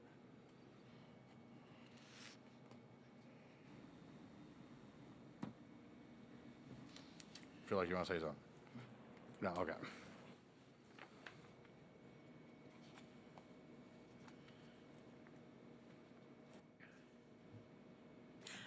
I don't have anything to say. Maybe our Nick? our Mr. Brown? assistant auditor has anything to say. Mr. Chairman, this could get scrutiny later on just because of, I believe it's been discussed in the past in terms of dormant clause and its application toward favoritism of in-state business owners or residents against out-of-state, or in this particular instance, out of the location. I understand where you're coming from, but there's certainly going to be some risk that would expose the city with this just based upon the Dormant Commerce Clause and litigation from residents outside of the city of Mentor that would be interested in doing something like this, especially with some of the language that's been being proposed in this, with the 25 or the 30-mile or 30-minute marker of property managers, or I guess in this case, owners being outside of the city limits with that kind of a distance. Not saying that would happen, but, you know, my seat, we look at worst case scenarios, and the likelihood of someone going into this industry being from outside of the city of Mentor, the likelihood would be greater in this instance than it would be in maybe another business, especially when it comes to business interests, economic development. When we're talking about preferences for city amenities such as camps, things of that nature, there's less of an economic interest in it in that standpoint as compared to this being looked at as a business for someone that would be applying to the permit. And that's kind of the distinction there, is the business interest of those things. And that's where the Dormant Commerce Clause comes in, where you're treating one person unfairly because of their residence as opposed to the other who happens to be a resident in that particular state or location. Just something to think about. That's all there is to it. Thanks. Well, ultimately, this goes to city council, right? This is just a recommendation. So if it gets taken out at that, I'd like at least have it go up there and get vetted Yes. more. And that's exactly what it would be. It would just be scrutinized later on, and it could be scrutinized in favor of this, or not. Or not, right. Exactly. Mr. Chairman? Yeah, Mr. Berger. I understand how you came to the 32, based on the numbers. Let me ask a question. We would then be codifying the 32 as the limit, Yes, the 32, and the correct. 8 in each ward, yeah. Language that's in the applicability and city capacity limits section is what would be codified. When you did a survey of all these other towns that are close to the same size as Mentor in terms of population, are any of those limited by number? I can't speak to that at this point in time. I mean, I don't have that information in front of me. You know what I'm saying? Yes, I yeah. mean, I understand how you got to the number. The question I have is, are they operating in an environment where there's a fixed number? I can tell you that in the research that I've done in general, that there are cities that do put a limit on the number. They vary. And it varies in, again, size of the city, the amount of tourism that they get, and so forth.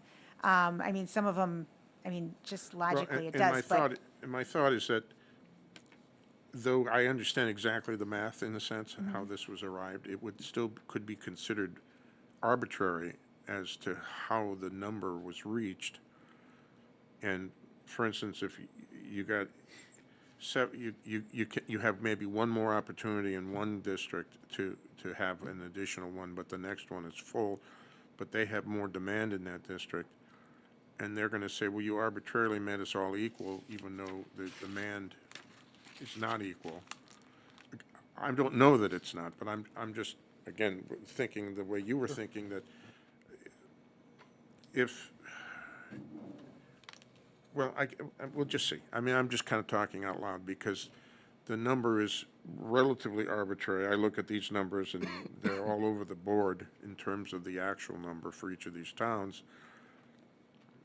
And not knowing that there's any restriction on the number of any of these towns, are we doing something that's different than all these towns, these that you use as an example to generate the number, but they may or may not be limited in their number?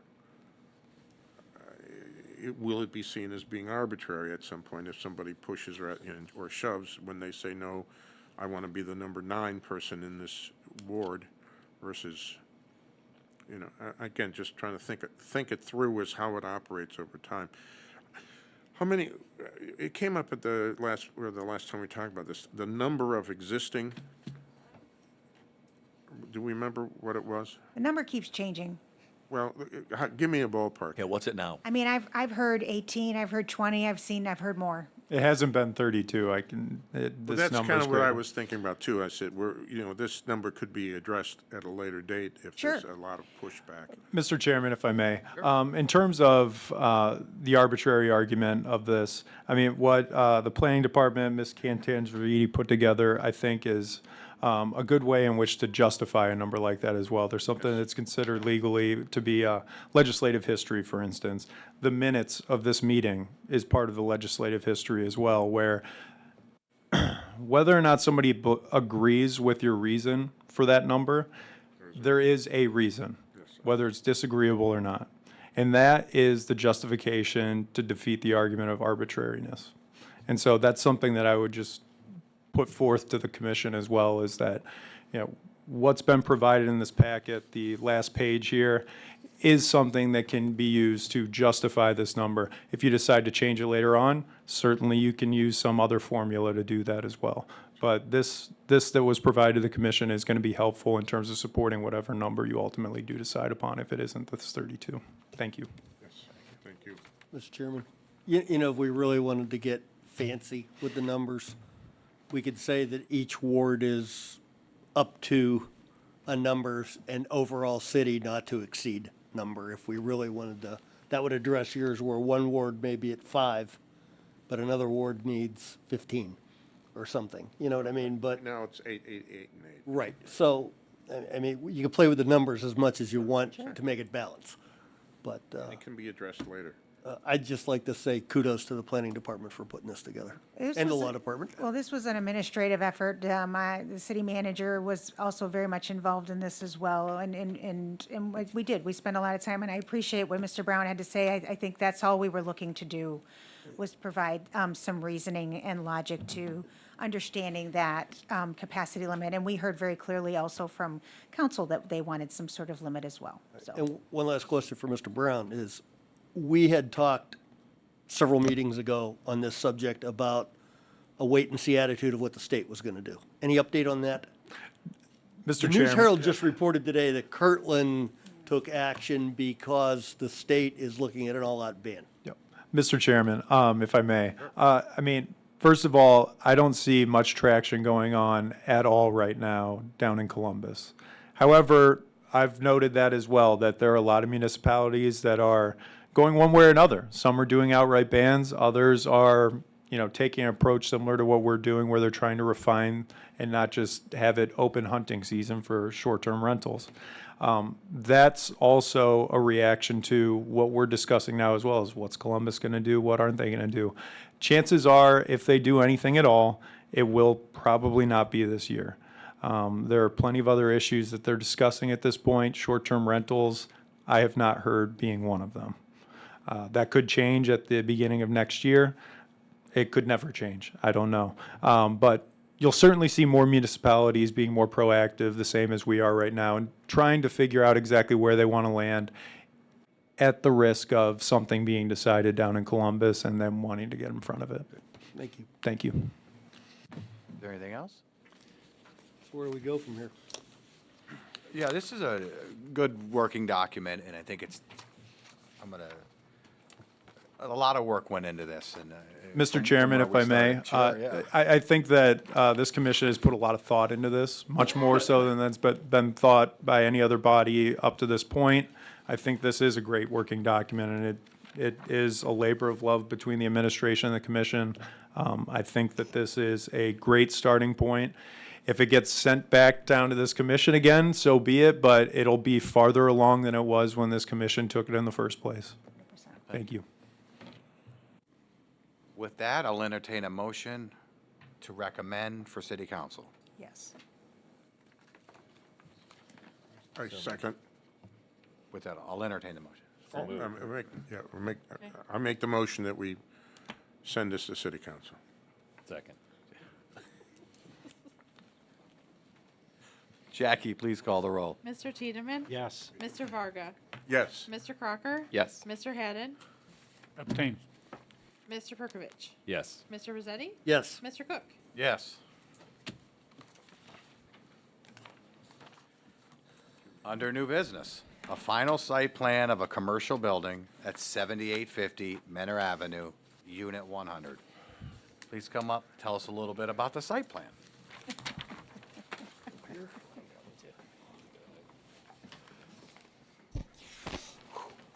I can lead it off, and Matthew Rapor again, and I'm with Langen, the civil engineer on the project.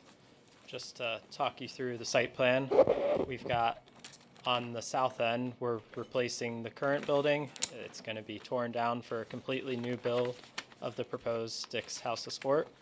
On the left side of the building, page west, is the proposed truck dock, where the existing truck dock is in that location, doing some slight modifications to align with the proposed building. Just to the north of the building is the proposed outdoor field. It's turf with a track around it. And then the realigned drive is just to the north of that, keeping as best as possible the current drive alignment and then readjusting the parking around that. Brian Thomas again with Dick's Sporting Goods. Just to give a little insight here, I believe the last time we met. Get right into the mic. Sorry. You see the sign back there? Yeah. Sorry. Clearly my vision's off today, my peripherals. Yeah. The last time we met, there was concerns over parking and how much parking the field would take away, but I think we addressed that in our plans here, and I don't think there was any exceptions taken to that. And if I remember correctly from last time, it's been a few months, there was a request to add bikes, parking, if you will, which we added in front of the store. And then one of the notes I saw from this review is on landscaping in the area between the field, yep, right there, if you will. We are actually going to add landscaping there. That's something we caught last minute. It's like we need to do something there. So it's not going to just be a grassy area. So we will address that whenever we submit for permits. And I can preemptively jump into on one of the comments regarding the light pole height. I know it was pointed out on one item on the lighting plan that it was stated that it would be 37 feet. That number was inaccurate. It's a 32-foot high pole with a 3-foot base, so a total height of 35.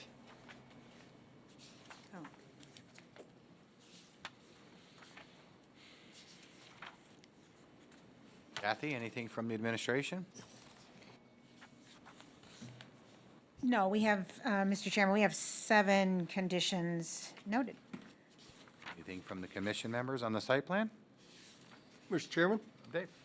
I haven't been able to figure it out, but relatively from the old Macy's building that you're replacing, is this building bigger or smaller? And not counting the track. I personally don't remember the exact square footage or the footprint. I mean, I just couldn't even find the overall dimensions of the building.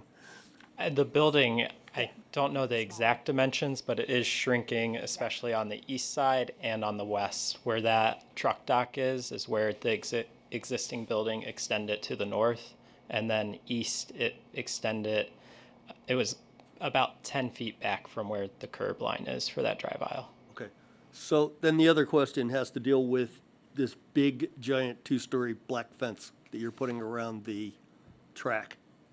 Yes. Is there any intention or possibility that any kind of banners or signs are going to be hung on that? No, we do not put banners or signs on that. And is that something we could put as a condition that that does not happen? You certainly could. It's also restricted by code. Okay, so if it's restricted by code, there's no sense on putting it as another condition. Okay, nothing else. Is there anything else? Mr. Chairman? Mr. Dean? Just real quick, the entrances are going to be the main one facing east, and then from the mall itself, right? Correct, There yep. is no entrance by the track and field? Correct. Okay. Well, Other than yes, getting yeah, to the- in and out to the actual athletic turf field, yes, but you can't access from the parking lot into the turf Okay. field area. And then the landscaping you talked about there in the front of the building, what about, like in this picture to the left of the track and field, is that also all going to be landscaped? Yeah, that area that's being circled, so. We Right. can work with the city on what's desired for that during the building permit process. Well, Just, I think we'd like to dress it up because you're facing Menor Avenue there, and so it's high visibility. So we really, yeah, if you can throw some in there, that'd be great. Yep, we can definitely do that. Thank you, that's it. Thank you. You know what, I do have one more comment. Doing the consortium. You know, I did a little search and found your Ross Park Mall store, and the whole one corner of the building is glass. It's a sharp-looking building compared to this one. So just wondering why we're second class and don't get that look like. That I know it's hurts. the home city, okay. It's the home city. I'm Pittsburgh born and raised, but I'd like to comment a few things. One, we're headquartered in Pittsburgh. Obviously, that is our what we call our flagship store. But I did go to school with John Carroll, so I have a little bit of Cleveland in me, and a lot of friends from Menor, so they're excited about this project. It really just all depends on budget and things of that nature, and I'm not a designer, so I can't speak to that nature, but Now I'm done. I don't want to get ahead of ourselves because we're going to talk about this next, so Yeah. I'll comment then. Anything else on the site? With that, I'll entertain a motion. I think we got to change the. Motion to approve with the 7 conditions. Second. And does number 5 have to be changed to 35 feet? Well, the code says. Oh, do not exceed. I got Not you. to I got you. exceed, so it's fine. Okay. Jackie, please call the roll. Mr. Tiedemann? Yes. Mr. Varga? Yes. Mr. Crocker? Yes. Mr. Haddon? Yes. Mr. Perkovich? Yes. Mr. Rossetti? Yes. Mr. Cook? Yes. We have an architecture review of a commercial building at 7850 Menor Avenue, Unit 100. Tell us about the building a little bit. Yes, so I believe the last time we were here, there was a request, or I don't want to say a request, a suggestion to dress up, if you will, make it more aesthetically pleasing on elevation B, which faces Menor Avenue. Right there on the left, that glazing there overlooks the field. We originally had that at the last time we were here. We've added the one to the right just to kind of break up the ephes and the brick material so it doesn't look like just a big plain box, to add more architectural features there. I do want to address the one proposed condition about adding signage there. So the reason behind why we didn't, a lot of times we do have a box sign on the side or back of stores that face major roadways. But sometimes we put too much signage and we get shut down. So we said, let's just submit with our standard here.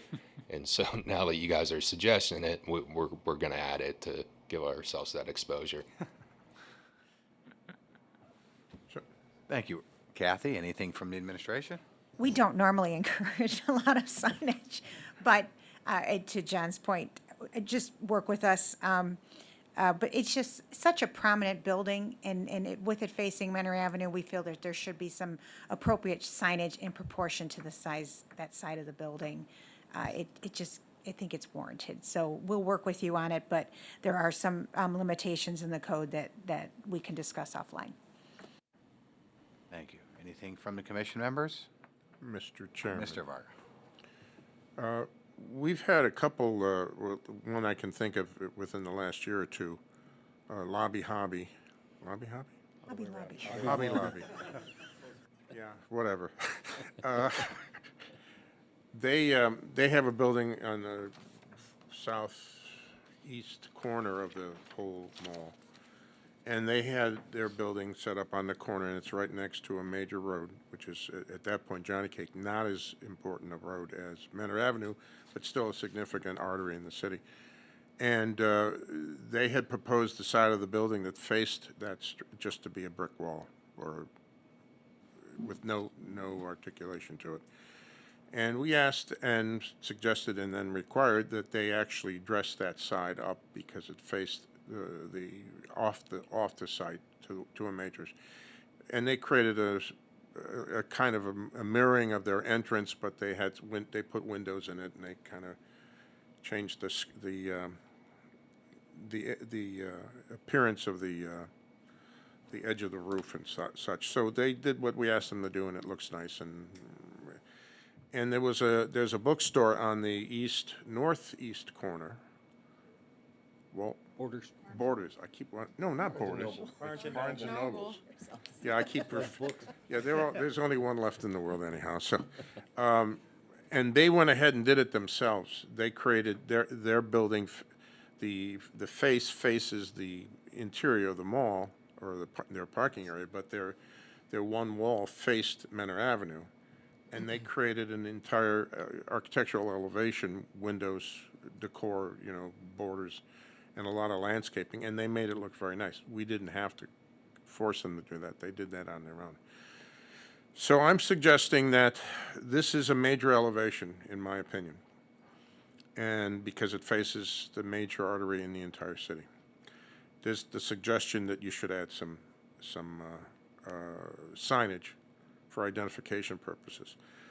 I'm just going to suggest something for the sake of discussion, and we can maybe as a group discuss it, or you can respond to it.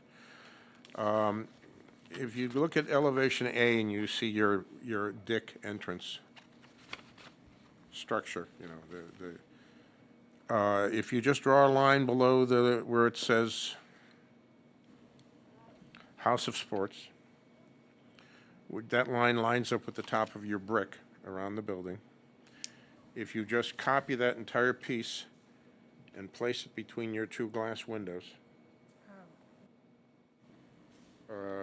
you still retain your regular signage identification, and it faces the main street.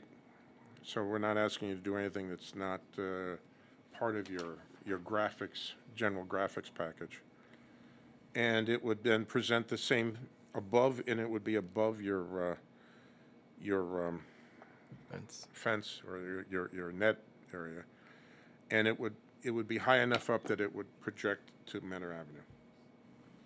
So that's just, I looked at this and I said, well, how do they do this? What do they do? Well, I'm suggesting you do something like that. Now, that's just my suggestion. It's not, I'm not saying it has to be that way. You certainly have to consider it.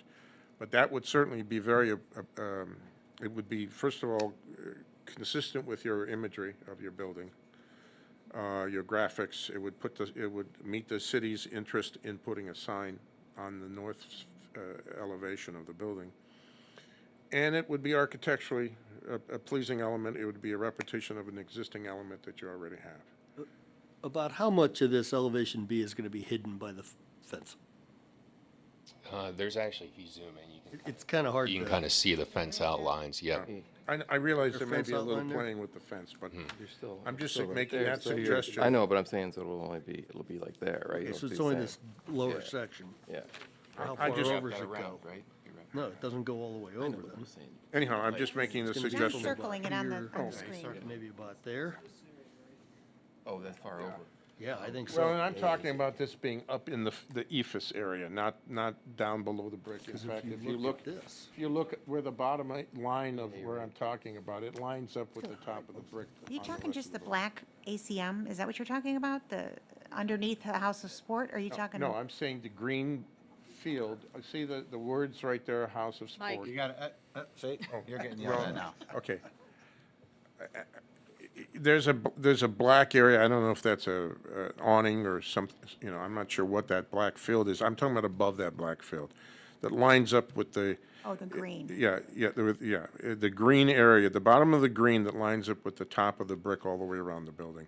If you just kind of took that, copied it and stuck it on the north side, it would be the same image, same architecture, repeating an architectural element that you already have, and it would face off. Now, I'm just saying put it between the two glass areas. How this gets done, I don't care, but that was, when I looked at the situation, that would be more, in my mind, the appropriate response to this requirement. And I think it is, I think you should consider it as a requirement that architecturally you address the prominence of the north elevation and that you incorporate signage in it, though we don't normally do signage, but this is your whole piece there is an architectural element. And I'm just saying, repeat that element on the north elevation. So to kind of answer your question and give you what we typically do. Like I said earlier, we put signage on the side of our buildings, and it's kind of like what you see there in the front. We call that our goalpost, our green monster, if you will. Green monster. Yep. So it's a shrunken down size. It's not going to be as big, but it has the Dick's letters and the House of Sport, and we put that on the side of the building, and it has that green background. So Okay.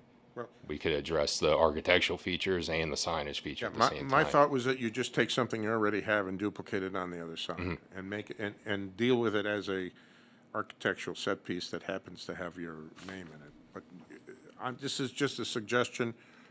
You need to be able to respond in the way that you feel is appropriate, that's all. Okay. Thank you. Anything else from the commission? So to move this forward tonight, how can we address Mr. Vargas' concerns? What, Table it. we should, yeah, some, So then, yes, I would suggest we table this until we see a revised elevation. And- For only the and architectural landscape part. plan. And landscape, Yeah, might as okay, well. and landscape plan, yeah. well, Oh, wait. That was part of the final site plan, and that is already being addressed, and then they'll resubmit with the building permit on that. Okay, So we're comfortable with that. so we don't get to see it.